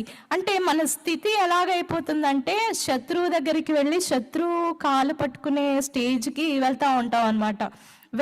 మనం దేవుడి సన్నిధిలో లేనప్పుడు దావీదు ఎలాగైతే నష్టపోయాడో, మనం కూడా వేరే వాళ్ళ వైపు చూస్తూ ఉంటాము. వాళ్ళ వైపు వెళ్ళి వాళ్ళ కాళ్ళు పట్టుకునే అంత స్టేజ్కి డేవిడ్ ఇలా దిగజారాడు అనంటే, దేవుడి సన్నిధి అతనికి తోడుగా లేదు అన్నది మనం జ్ఞాపకం చేసుకోవచ్చు అనమాట. సో ఈ లాస్లో ఇది ఒక ఫస్ట్ లాస్ అనమాట. సెకండ్ లాస్ ఏమో, ఆయన దేవుని యొక్క మందసం ఉంటుంది కదా, అది ఒక కార్ట్లో తీసుకొని వస్తారు కదా ఫిలిస్టైన్స్ తీసుకొచ్చినట్లుగా, అది లేవీయులు వాళ్ళ భుజాల మీద తీసుకొని రావాలి. కానీ దావీదు ఇది నేను ఎందుకు తీసుకురాకూడదు, మందసం నా దగ్గర ఉండాలి అన్నట్టుగా ఒక కార్ట్లో పెట్టుకొని తీసుకొని వస్తాడు. సో అప్పుడు అది కిందకి పడిపోతుంది అన్నప్పుడు ఉజ్జా అనే అతను దాన్ని పట్టుకుంటే అతను చనిపోతాడు. సో ఇక్కడ తన లాస్ ఇంకొకరికి హాని కలుగజేసేదిగా అయిపోయింది అనమాట. ఫస్ట్ టైం ఏమైంది, ఫిలిస్టీన్స్కి అగెయిన్స్ట్గా వెళ్ళినా కానీ అంటే వాళ్ళ వైఫ్ని వాళ్ళ పీపుల్ అందరినీ వాళ్ళు అటాక్ చేసి తీసుకెళ్ళిపోయినా కానీ దావీదు వెళ్ళి వాళ్ళని సేఫ్గా తిరిగి రిటర్న్ తీసుకొస్తాడు, ఎవరికి ఎటువంటి హాని జరగదు. కానీ నెక్స్ట్ స్టేజ్లో ఏమవుతుంది, ఉజ్జా చనిపోతాడు, ఆయన వల్ల ఒక మనిషి చనిపోతాడు అనమాట. తర్వాత కూడా బత్షెబాతో పాపమైనప్పుడు అది థర్డ్ లాస్ ఏంటంటే, ఆయన కొడుకుని పోగొట్టుకుంటాడు. So every stage of the లైఫ్లో మనం అదే ట్రబుల్స్కి మనం కంటిన్యూ చేస్తా ఉంటే డేవిడ్ లైఫ్లో మనం ఎలాగైతే లాసెస్ చూసామో వాటన్నిటినీ కూడా మనం చూసి నేర్చుకోవాలన్నమాట. ట్రబుల్స్ అనేవి చాలా బాగుంటాయి, అంటే మనం చాలా అట్రాక్ట్ అయిపోయి చేస్తూ ఉంటాం, కానీ దాని వెనకాల వచ్చే లాసెస్ అన్నది కూడా మనం ఇమాజిన్ చేసుకుంటూ ఉండాలి. దావీదు లైఫ్లో కూడా అలాగే చాలా నష్టపోయాడు. సో వీటన్నిటినీ కూడా ఆ 4 లాసెస్ అన్నిట్లో కూడా దేవుడు దావీదుకి తోడే ఉన్నాడు. ఇన్ని పాపములు చేసినా కానీ he is man of God's own heart కదా డేవిడ్. ఎలా అయ్యాడు అని అంటే ఫైనల్ ఆయన ఎలా ఇవన్నీ రికవర్ చేసుకోగలిగాడు అంటే దేవుని యొక్క హృదయానుసారుడు ఎలా అవ్వగలిగాడు అంటే ఫైనలీ ద ఒబీడియన్స్ అన్నమాట. మనం ఎప్పుడైతే దేవునికి విధేయత చూపిస్తామో దెన్ మనం నష్టపోయినవన్నీ కూడా తిరిగి మనకి రెస్టోర్ చేస్తాడు దేవుడు, తిరిగి మనకి సమకూరుస్తాడు అనమాట. ఇలాగ దావీదు లైఫ్లో మనం చాలా నేర్చుకునే ఉన్నాయి. వీలైతే ఆ బుక్ ఒకసారి చదవండి, ఆన్లైన్లో ఉంది, డేవిడ్ రికవర్డ్ ఇట్ ఆల్ అనేసి. So like coming to this verse, ఇప్పుడు 7th వర్స్, ఆయన పక్షి తప్పించుకున్నట్లు మన ప్రాణము ఎలాగైతే మనల్ని దేవుడు కాపాడతాడో, పక్షి తప్పించుకున్నట్లుగా మనల్ని దేవుడు ఎలాగో కాపాడతాడో, అది మనం ఒక ప్రేయర్ఫుల్ లైఫ్తోని ఆయన్ని మనం నివాస స్థలంగా చేసుకున్నప్పుడు ఇవన్నీ జరుగుతాయి అనేది మనకు అర్థమైంది కదా. సో ఇక్కడ ఏమైందంటే అలా కాపాడటమే కాకుండా దేవుడు మనల్ని తిరిగి back to the temptations, back to the losses మనం వెళ్ళకుండా ఆ ట్రాప్ అనేదంట, ఆ బంధకాన్ని దేవుడు బ్రేక్ చేసేవాడుగా ఉన్నాడు. సో వెన్ ఎనీ ట్రాప్, అసలు మనకి ట్రాపే లేకుండా దాన్ని బ్రేక్ చేసేసాడు అనుకో దేవుడు, we don't get back to it, right? So అదే వర్స్ మనం ఇక్కడ చూస్తాము 7th సెకండ్ పార్ట్లో, ఉరి తెంపబడెను మనం తప్పించుకొని ఉన్నాము. సో ఇక్కడ దేవుడు మనకి వాక్యం ద్వారా ఏం చెప్పాలనుకుంటున్నాడంటే, వెన్ వీ కన్ఫెస్ అని అంటే, ఎస్ లార్డ్ నేను ఇలా తప్పు చేశాను, నాలో ఇలా తప్పిదం ఉంది, నేను ఇలా వీక్ అయిపోయాను ఈ పరిస్థితిలో, దేవా నన్ను కాపాడు అనేసి మనం ఎప్పుడైతే అడుగుతామో దెన్ దేవుడు మనకి నివాస స్థలం అయ్యి మనం ఏ ట్రాప్లో అయితే ఉన్నామో ఆ ట్రాప్ని ఆయన బ్రేక్ చేసేవాడుగా ఉన్నాడు. దేవుడు మనల్ని ప్రతి బంధకాన్ని నుంచి తప్పించేవాడుగా ఉన్నాడు అనమాట. మనం యేసుక్రీస్తు ప్రభువారిని కూడా ఈ సందర్భంలో జ్ఞాపకం చేసుకోవచ్చు. ఆయన కూడా మన ప్రతి పాపాన్ని క్షమించటానికి, మన పాప జీవితాన్ని అంతయు మార్చివేయటానికి సిలువలో ఆయన చనిపోయినప్పుడు ఆ మరణాన్ని ఆయన మింగివేశాడు అనమాట, కొట్టివేశాడు ఆ మరణాన్ని. సో ఆ మరణం అనేదే సాతాను వేసే ఒక పెద్ద ట్రాప్ అనమాట. ఇవన్నీ టెంప్టేషన్స్ ఇవన్నీ ఎందుకు చేస్తాడు అని అంటే, సాతాను ఎందుకు వేస్తాడు ఇవన్నీ, మనం దేవుని తెలుసుకోకుండా చనిపోతే మనందరం నరకం వెళ్తాము అనేది సాతాను యొక్క ప్లాన్. సో ఈ ట్రాప్ నంతా కూడా దేవుడు ఆయన సిలువలో ఈ ట్రాప్ నంతా కూడా ఆయన బ్రేక్ చేసేసాడు అనమాట. దేవుడు మనల్ని ఎలాగో కాపాడాడు అన్నది మనం యేసుక్రీస్తు ప్రభు వారి మరణం ద్వారా మనం తెలుసుకోవచ్చు. ఆయన ప్రతి ఒక్క బంధకాన్ని మన నుంచి తెంపివేశాడు. మన పాపం ద్వారా వచ్చే ప్రతి ఒక్క సంఖ్యలు, ఆ ఒక్క శాపాన్ని దేవుడు తెంపివేశాడు అన్నది మనం జ్ఞాపకం చేసుకోవాలి. ఈ విషయంలో దేవుడు మనకి తోడై ఉన్నాడు అన్నది ఎవ్రీ స్టేజ్ ఆఫ్ లైఫ్ మనం జ్ఞాపకం చేసుకుంటూ, ప్లస్ దావీదు ఎలాగైతే చెప్తున్నాడో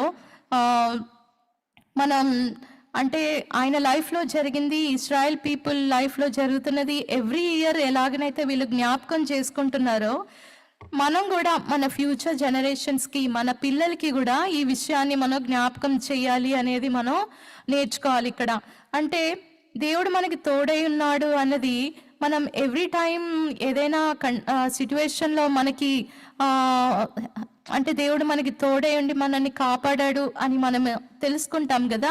మనం ప్రార్థించినప్పుడు మనకి ప్రార్థనకి జవాబు వచ్చి ఉంటుంది కదా. ఆ విషయాన్ని మనతోనే ఉంచుకోకుండా మన పిల్లలకి చెప్పాలి అనేది కూడా వెరీ ఇంపార్టెంట్. మనం పిల్లలకి అని అంటే మనం ఏం ప్రేయర్ చేసుకున్నామో మన పిల్లలకి తెలియదు.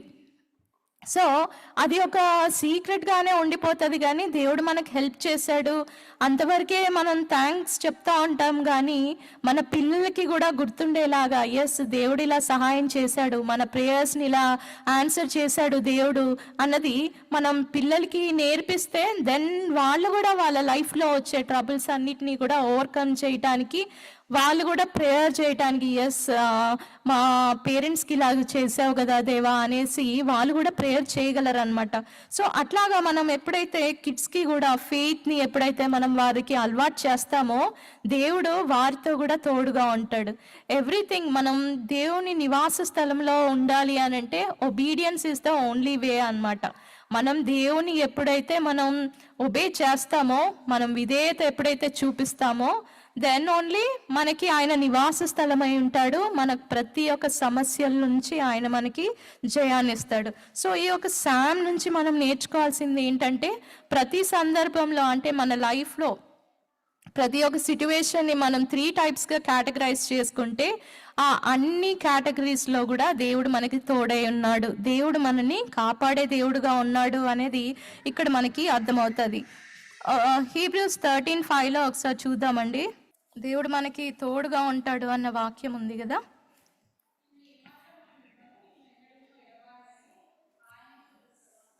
యా, సో ఈ వాక్యాన్ని మనం గుర్తు చేసుకుంటూ పిల్లలకు కూడా మనం నేర్పించే వాళ్ళంగా ఉండాలి. ఎప్పుడు మనకి దేవుడు తోడుగానే ఉన్నాడు, ఆయన మనని ఎప్పుడు విడిచిపెట్టడు అన్నది ప్రతి విషయంలో మనం జ్ఞాపకం చేసుకుంటూ పిల్లలకు కూడా ఎవ్రీడే లైఫ్లో వాళ్ళకి ఈ వాక్యాన్ని వాళ్ళకి అలవాటు చేయాలి. వాళ్ళకి చిన్న చిన్న సమస్యలే, చిన్న చిన్న ట్రబుల్సే ఉంటాయి, హోంవర్క్స్ కానీ ఇలాంటివి. సో ఇటువంటి ట్రబుల్స్ అన్నిట్లో కూడా దేవుడి మీద డిపెండ్ అవ్వటం వాళ్ళకి నేర్పిస్తే మనం దేవుణ్ణి ఇంకా ఎక్కువగా తెలుసుకోగలుగుతాము. ఆయన మనకి తోడుగా ఉన్నాడు అన్నది లైక్ ఇది ఒక సరియల్ ఎక్స్పీరియన్స్ అవుతుంది అనమాట మన లైఫ్లో. సో ఇలాగ దేవుడు మనకు తోడుగా ఉన్నాడు అన్న విషయాన్ని మనం జ్ఞాపకం చేసుకుంటూ, ఇన్ని సంవత్సరంలో దేవుడు మనల్ని కాపాడాడు, గత సంవత్సరం అంతా కూడా దేవుడు మనల్ని కాపాడాడు, ఇక నుంచి కూడా దేవుడు మనల్ని కాపాడబోతున్నాడు అన్నది మనం జ్ఞాపకం చేసుకుంటూ మనకి తోడై ఉన్న దేవుణ్ణి మనం స్తుతిద్దామండి. దేవుడి వాక్యాన్ని దీవించును గాక.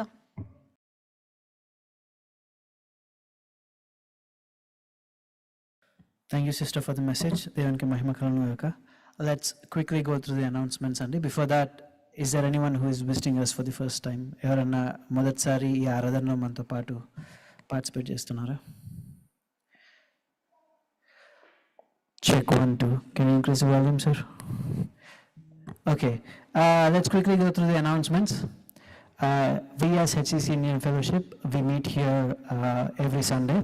ప్రతి ఆదివారం మనకు 2 ఆరాధనలు ఉంటాయండి. The first one is at 9:30 a.m. That's an English service that will be happening right here in the sanctuary.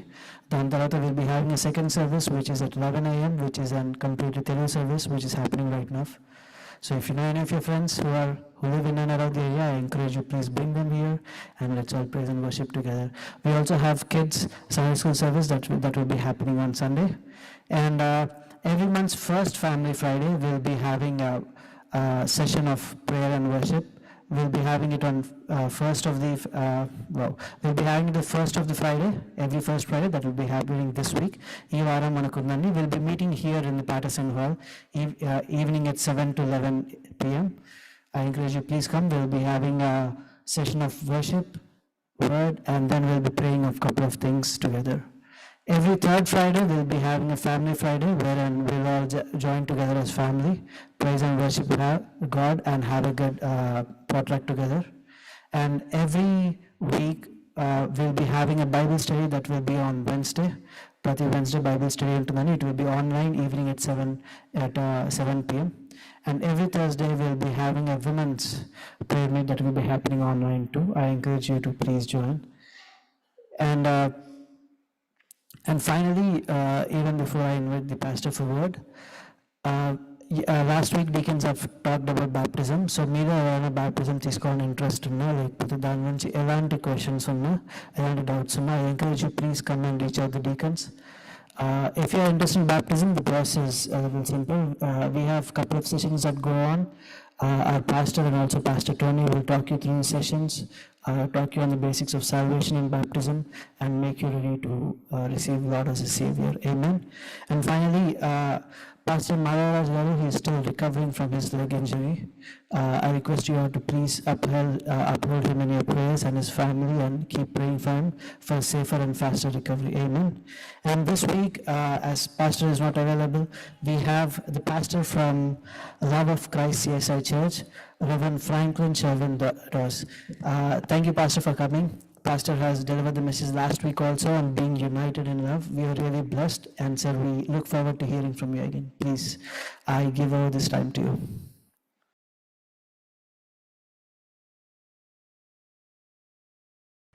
Praise the Lord. Good to see you all again after a week.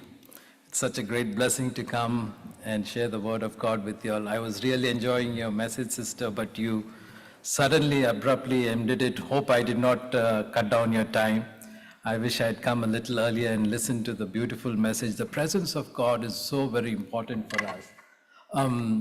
If the slides are ready, we can go from there. But before that, may I request all of us to stand, and if you find your hymnals in your pews, look to page hymn number 8, Praise to the Lord, the Almighty. We will sing just one stanza of that and look to the Lord for the message. Praise to the Lord, the Almighty, the King of creation. O my soul, praise him, for he is thy health and salvation. All ye who yearn now to his temple draw near, join me in glad adoration. Are you going to play music, Prajit? Thank you for the introduction. Maybe we can sing one more song with the music, that will be better. One more stanza. Shall we sing the second stanza? Praise to the Lord, o'er all things so wondrously reigneth, shelters thee under his wings, yea, so gently sustaineth. Hast thou not seen how all thy longings have been granted in what he ordained? Let us pray. Mighty God, our loving Heavenly Father, we are here to worship you. We are here to praise you. Lord, take away every kind of distraction within us, around us, that we would concentrate on your word alone, that we would be able to praise you from the depths of our heart.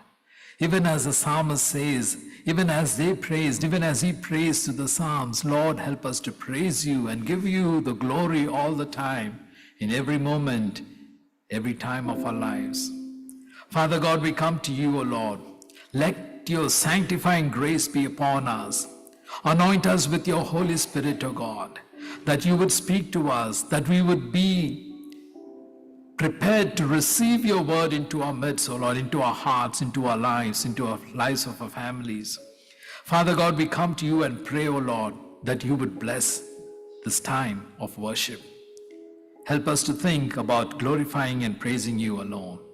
This we ask in the precious and ever-loving name of your Son and our Savior, Jesus Christ. Amen. Please be seated.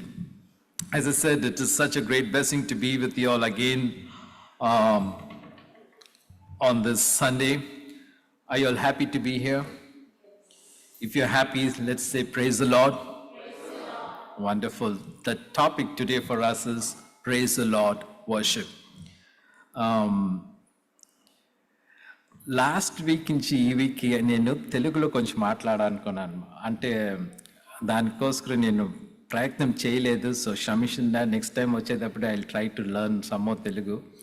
మా అమ్మమ్మ family అంతా తెలుగు, దానికి నేను తెలుగు కొంచెం మాట్లాడతాను. అంత బాగా రాదు, but I love Telugu.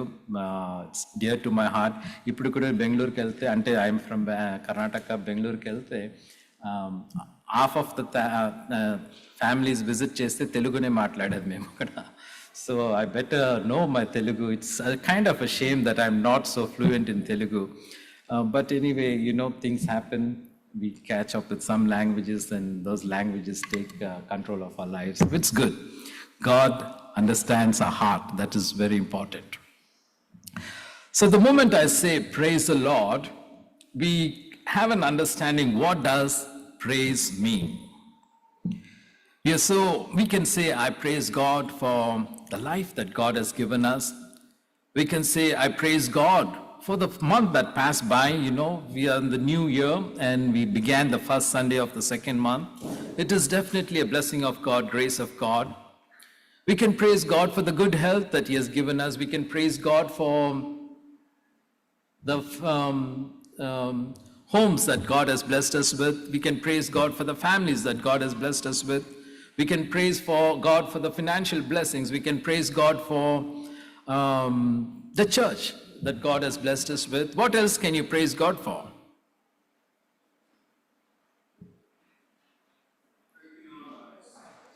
Sir? With the life that God has blessed us with. The breath in our lives, yes. My little daughter is named Ruah. What does Ruah mean? It's the Hebrew word for the breath of God. We were so blessed to have that little girl after 14 years of a married life. Musloda అయిపోయాం అప్పుడే. But good, God is good. Praising should be always. That's what the Bible says. No matter good times, but also bad times. We are here to praise the Lord all the time. In Hebrews 13:15 it says, praise should always be on our lips.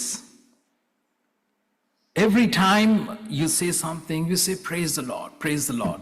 So today, this morning, we would look at what the Bible is talking about praising God, and how is it important for us. Sometimes we think when someone greets us with praise the Lord, we think, okay, that person is a spiritual person, maybe a holy person, or maybe he knows God better than me.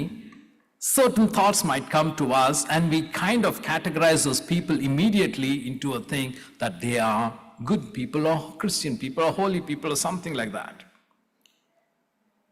But we also have to know, just by uttering praise the Lord should not become a monotonous thing in our life. We shouldn't say praise the Lord for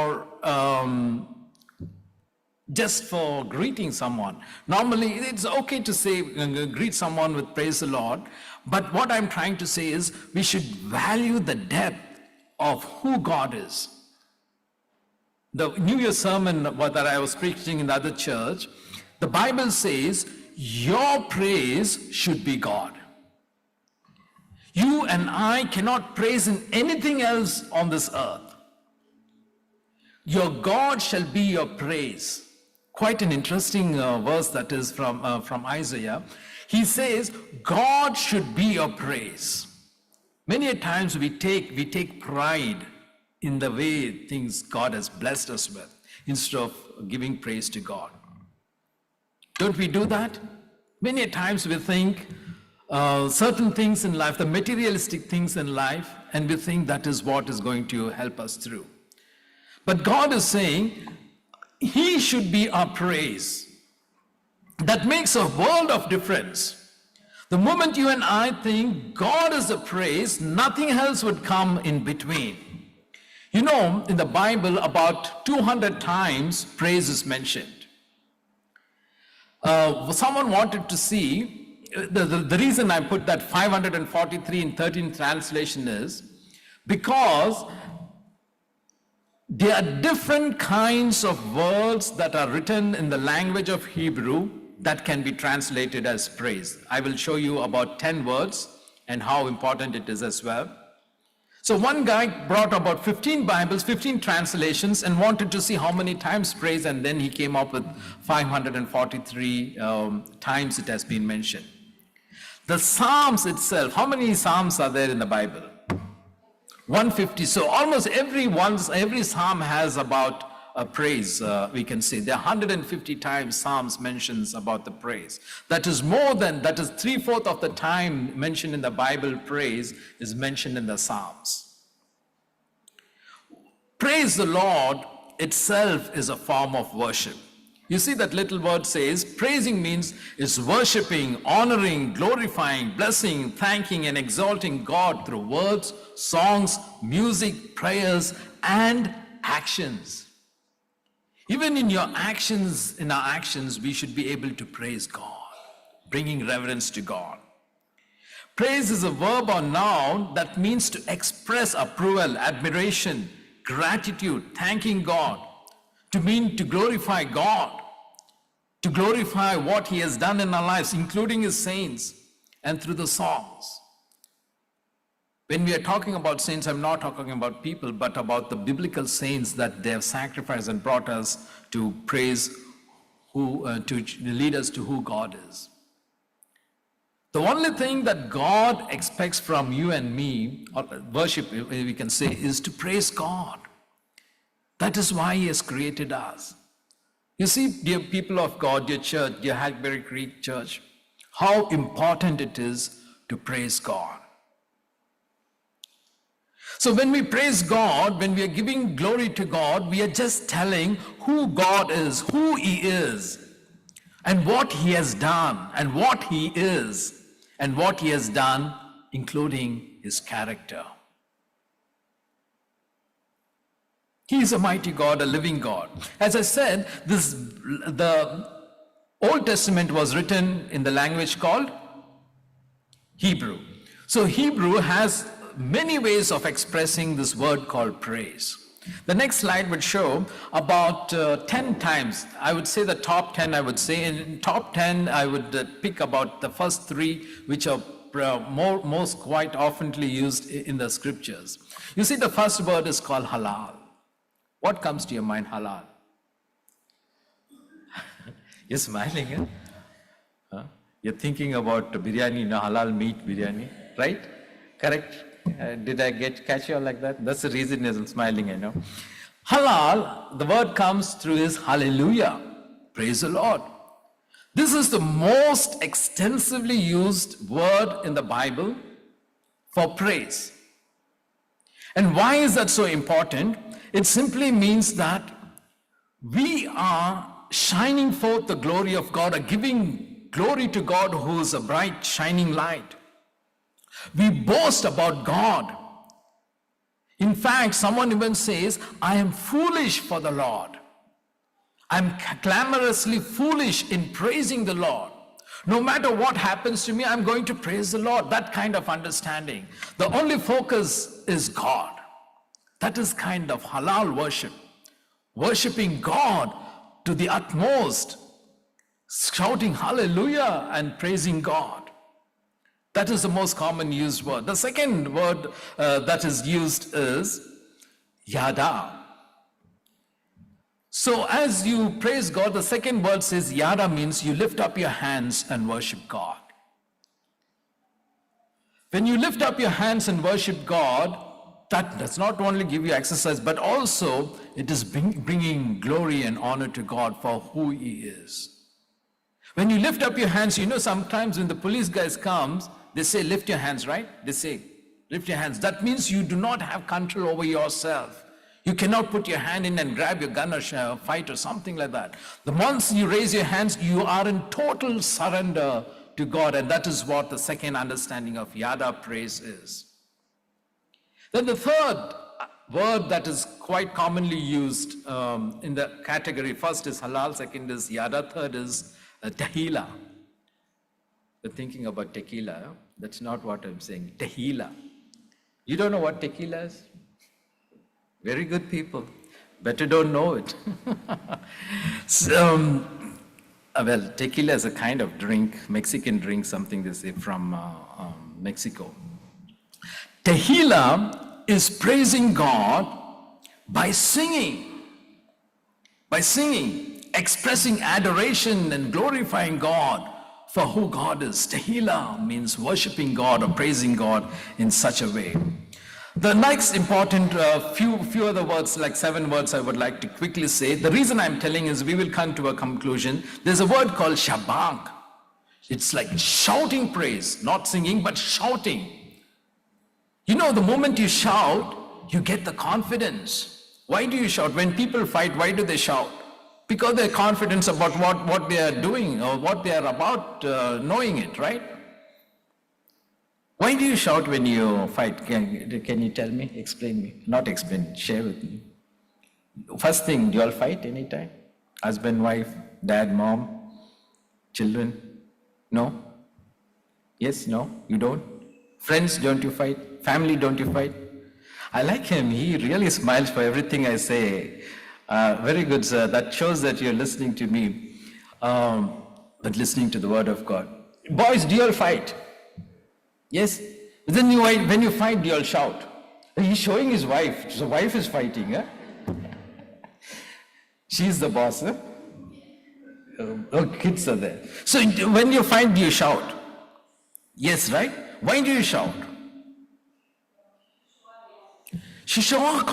That's the truth. When you are on the right, you want it to be bold and confident, and that is what Shabak means. You shout the praise saying, God, you are the one I'm praising you. I'm confident for what you have done in my life. I'm confident what you are going to do in my life. That kind of praise. Then there is Barack. Barack Obama, you know, Barack. That same word, Barack. That means when you are coming to praise, you kneel yourself. You kneel and pray to God. Many times today we lost the practice of kneeling. Even today, my dad is 84 years. Maybe I should have put that picture on the thing. 84, my mom is 83 years. Every day when we have prayers, when they were here with us last year, we all would sit here and there and things like that. My parents, even in their old age, they kneel. Both of them kneel and pray. I took a picture of them praying like that. It brought tears to my eyes. For how much God has blessed us. What happened to our kneeling? It is not that we are showing off, but showing reverence to God, praising God by kneeling ourselves in the presence of God. That is an important posture of prayer. Then we have a word called zamar. Zamar means praising God with musical instruments. Prajit had come to accompany with my music. He knew that I'm not singing well. He wanted to blend the music with that thing, which is a good thing. So you add music, or just through the music, instrumental praising God. You praise God through instruments, or just even by tapping, clapping hands, whatever you can do, you do that. And then there's another word called tavda. Tavda is also, along with lifting of hands, you sing and lift your hands. And then I have a word called ruah. Ruah means shout to the Lord, all the earth. You know, when we're talking about all the earth, it's not just the people, but including the creation, the animals and other things that God has blessed with. How we could praise God with that. You remember in the Old Testament, they would take the animals for sacrifice, and that's how they would do that. And then there's another word called machoval. Machoval means praise him with dance. Most of you grew up in India, I guess, at least many of you all. You remember we used to sing a song in our Sunday school, when the Spirit of the Lord is upon my heart, or something is within my heart, I will like dance as David danced. That's a word called machoval. You dance and praise God. You glorify God by dancing and praising God. And finally, then one more word that I would like to say and come to close with the Hebrew words of understanding is shakha. Shakha means bowing or prostrating yourself in the presence of God. Humbling also, it's not only kneeling, but you know, some they would do that namaskaram. What they call that? They will lie down flat on the ground and worship God. Shashtangam namaskaram. Is that a right word, man? Shashtangam. You fall flat. They're different words, and there are more words too. I just picked up 10 words. So these are in Hebrew. When we come to the Greek, the next slide would show that they're giving about 4 understanding of what praise is. The next slide would say, it is to sing, to tell, to give, or to confess, and to give thanks. There are 4 words that we see in the Greek. One is epoinos. Epoinos means laudation, all glory, laud, and honor, a commendable thing. Can you roll the next slide, please? Epoinos. And then there is the doxa. What does doxa mean? Doxology, you all heard of doxology? Yes, you'll sing doxology? Yes, no, maybe at the end of the message I will sing the doxology. We can praise God through that. And then there is eulogio. Eulogio also means to speak well of. Usually they talk about when there is death, they read the eulogy, which is about the praise of the person who passed away. And then there is another word called arate. Arate means manliness or excellence, his excellencies. So friends, today I gave about 14 words, 10 in Hebrew, 4 in Greek, talking about praise. What do we do with this information?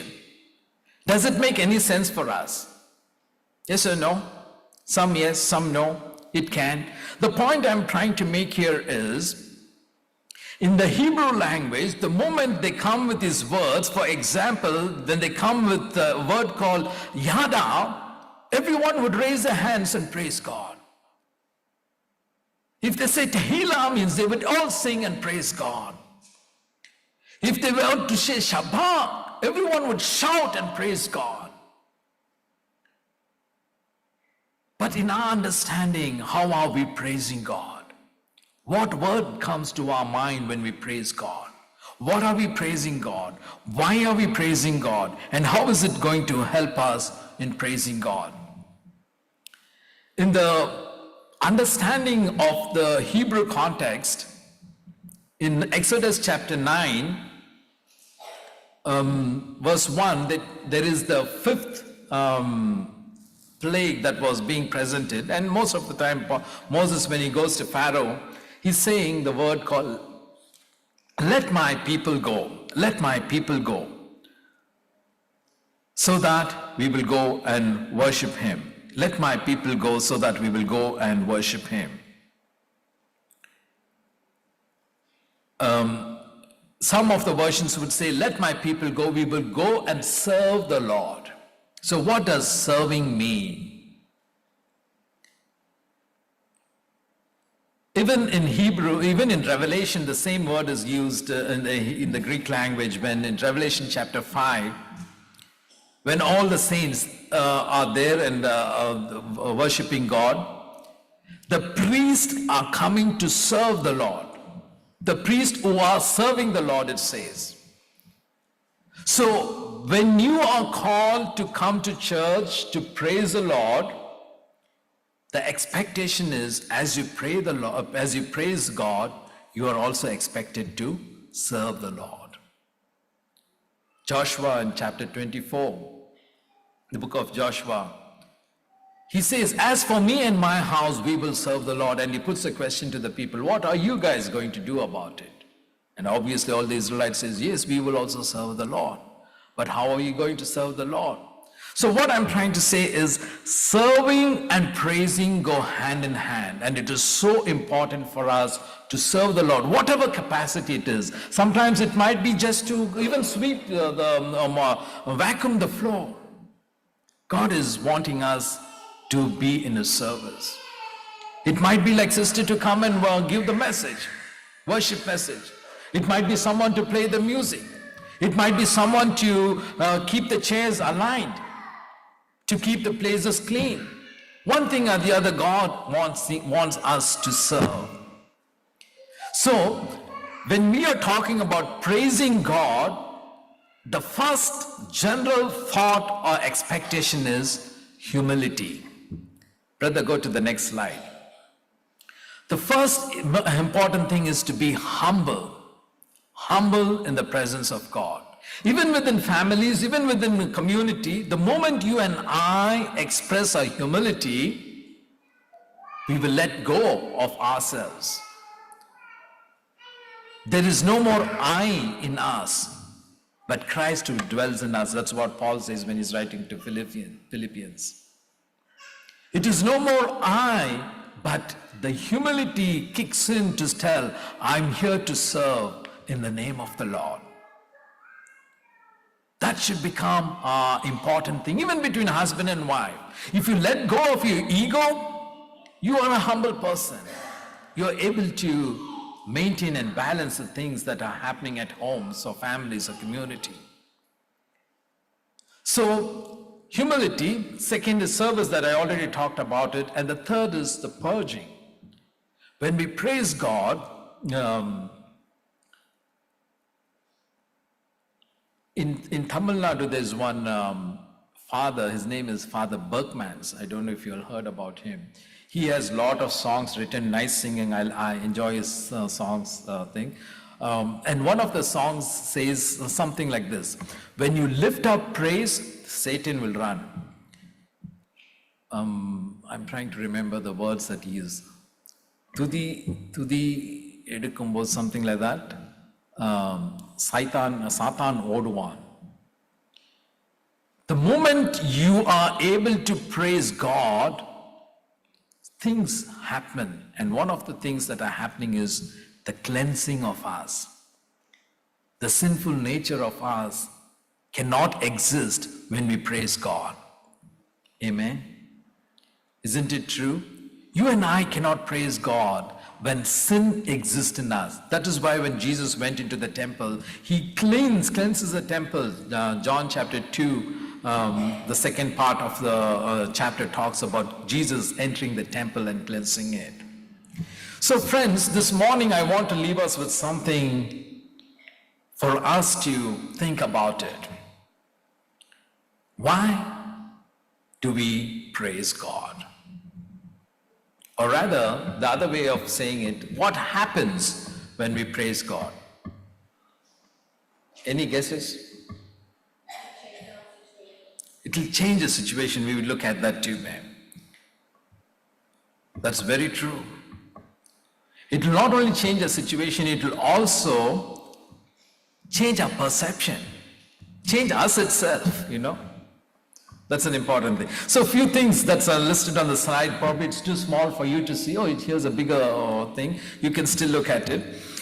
When you and I praise the Lord, it not only lifts God on high, puts God on a pedestal, it gives us joy, it gives us happiness, it lifts our spirit. Imagine when you are sorrowful, when you're sad, when praise comes into your lips, it immediately changes our thought process, right? We are able to enjoy the moment and give God the glory. It gives us joy, an inexpressible joy. Psalms 42 verse 5 and 6 says, "Why am I so discouraged? My heart is so sad. I will put my hope in God. I will praise him again, my Savior and my God. Now I am deeply discouraged, but I will remember you." The psalmist in Psalm 42, and he talks about all those things that are happening. As a deer that panteth over the water, so will my heart look for you. When he was discouraged, the only thing that could encourage him was to praise God.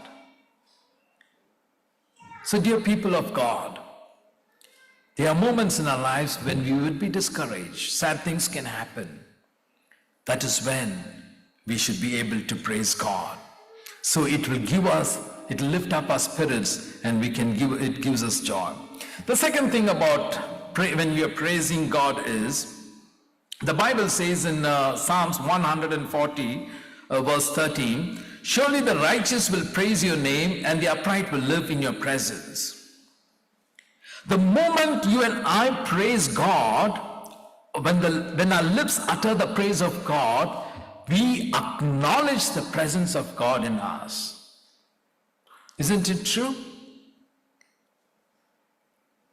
We acknowledge the presence of God in simple thing, like for example, you are calling your child. Let's say your child's name is Sam. You're saying, "Sam, come here." And Sam comes.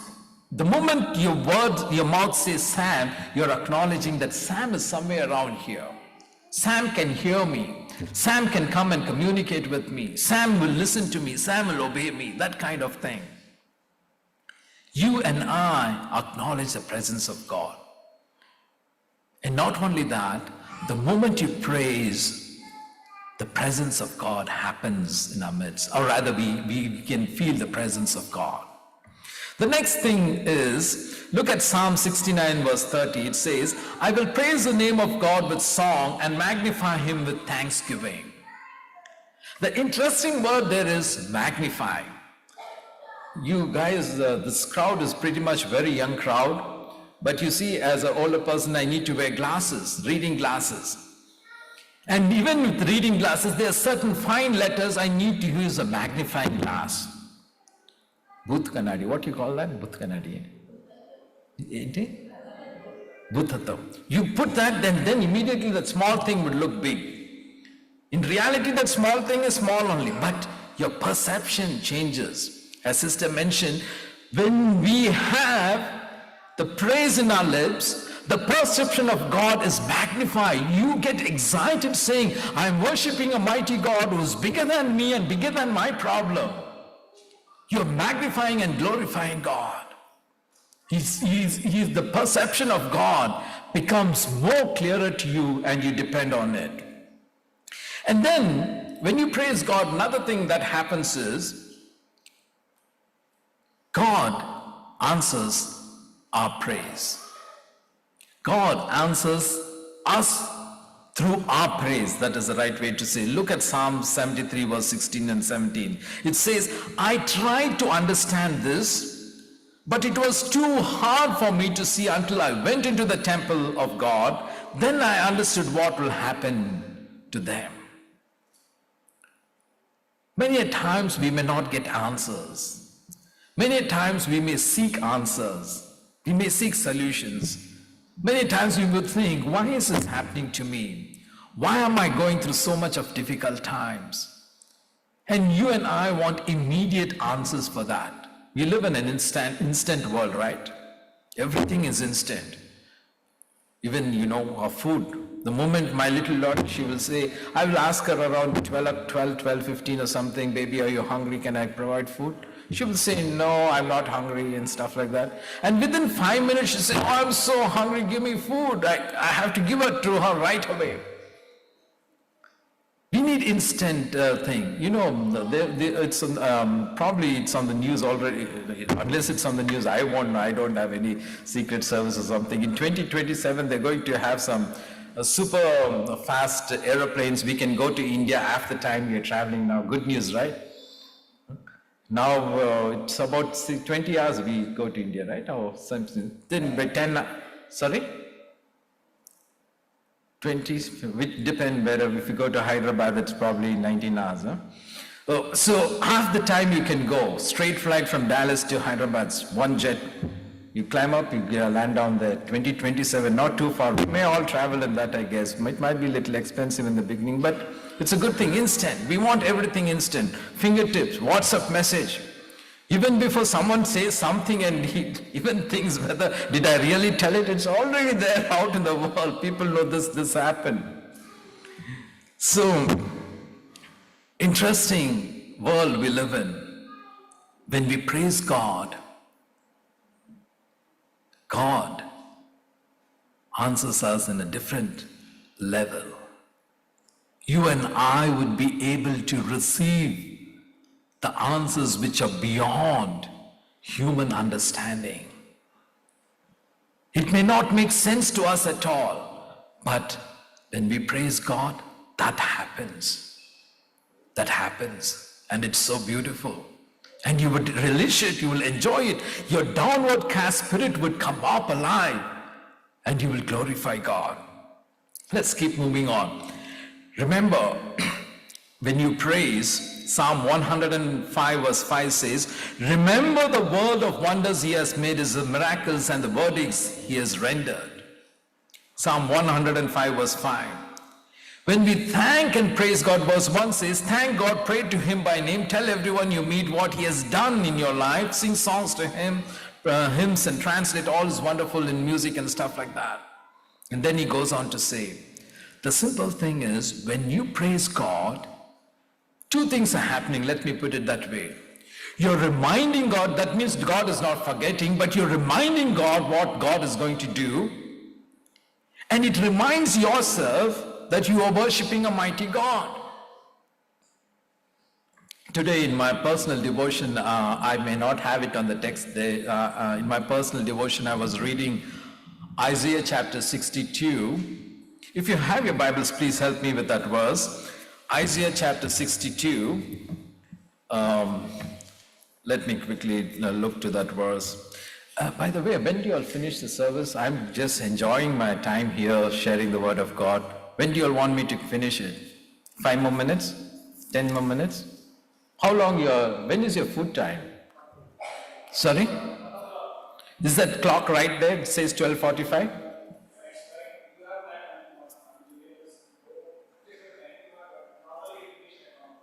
Okay, I'll finish off right quickly. So I won't make you all wait. So look at Isaiah chapter 62.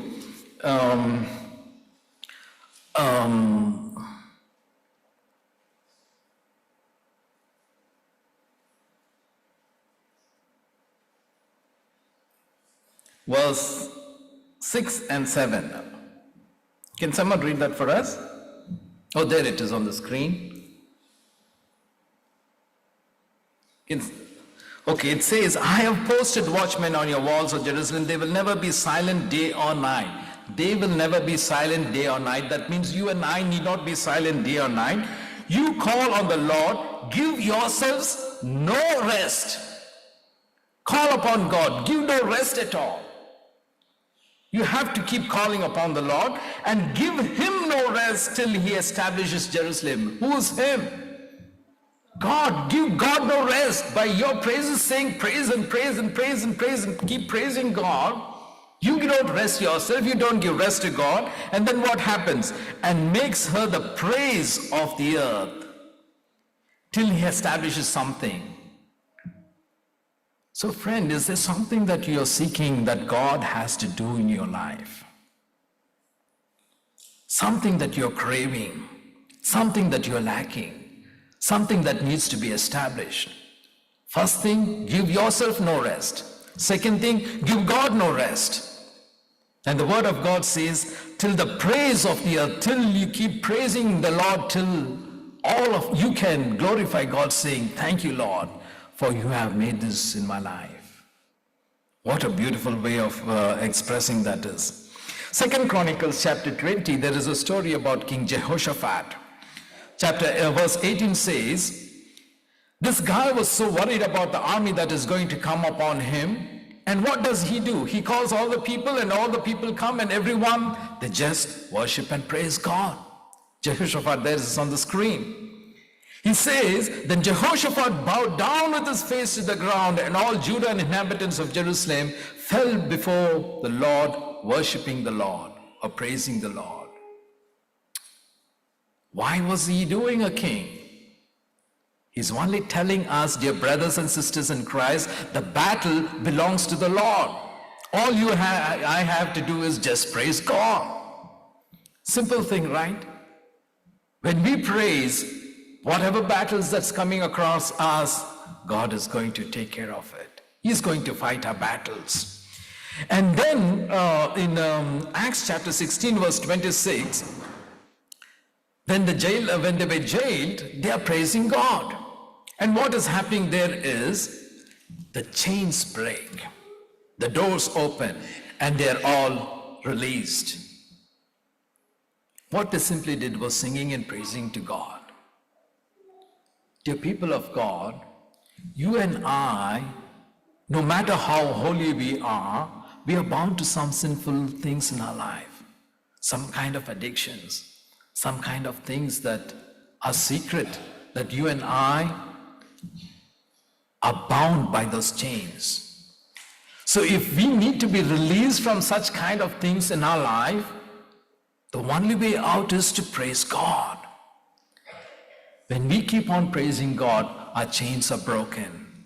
We are released, and God would guide us. So a question comes to us, when do we praise God? Let me quickly tell a story and come to a close. There was one king, and he had accomplice. So this servant or the sidekicker, so the one guy who goes always with him, he had a habit of saying, praise the Lord, no matter what happens. So once they go for a hunting, and while they were going on the hunting trip, the king had to cut something and he was chopping and suddenly chopped off his thumb. Immediately this guy who was next to him said, praise the Lord. Imagine the anger the king would have got. The king was so furious at this man, but he took it lightly and he said, I have to live with this guy, it's okay. And then they put a bandage, this man had put a bandage, everything, and he comes and without a thumb, he is living his life. Then again, the king loves to hunt, he goes again for a hunting. And they got lost in the jungle. And when they lost in the jungle, the cannibals came and caught them for the meat.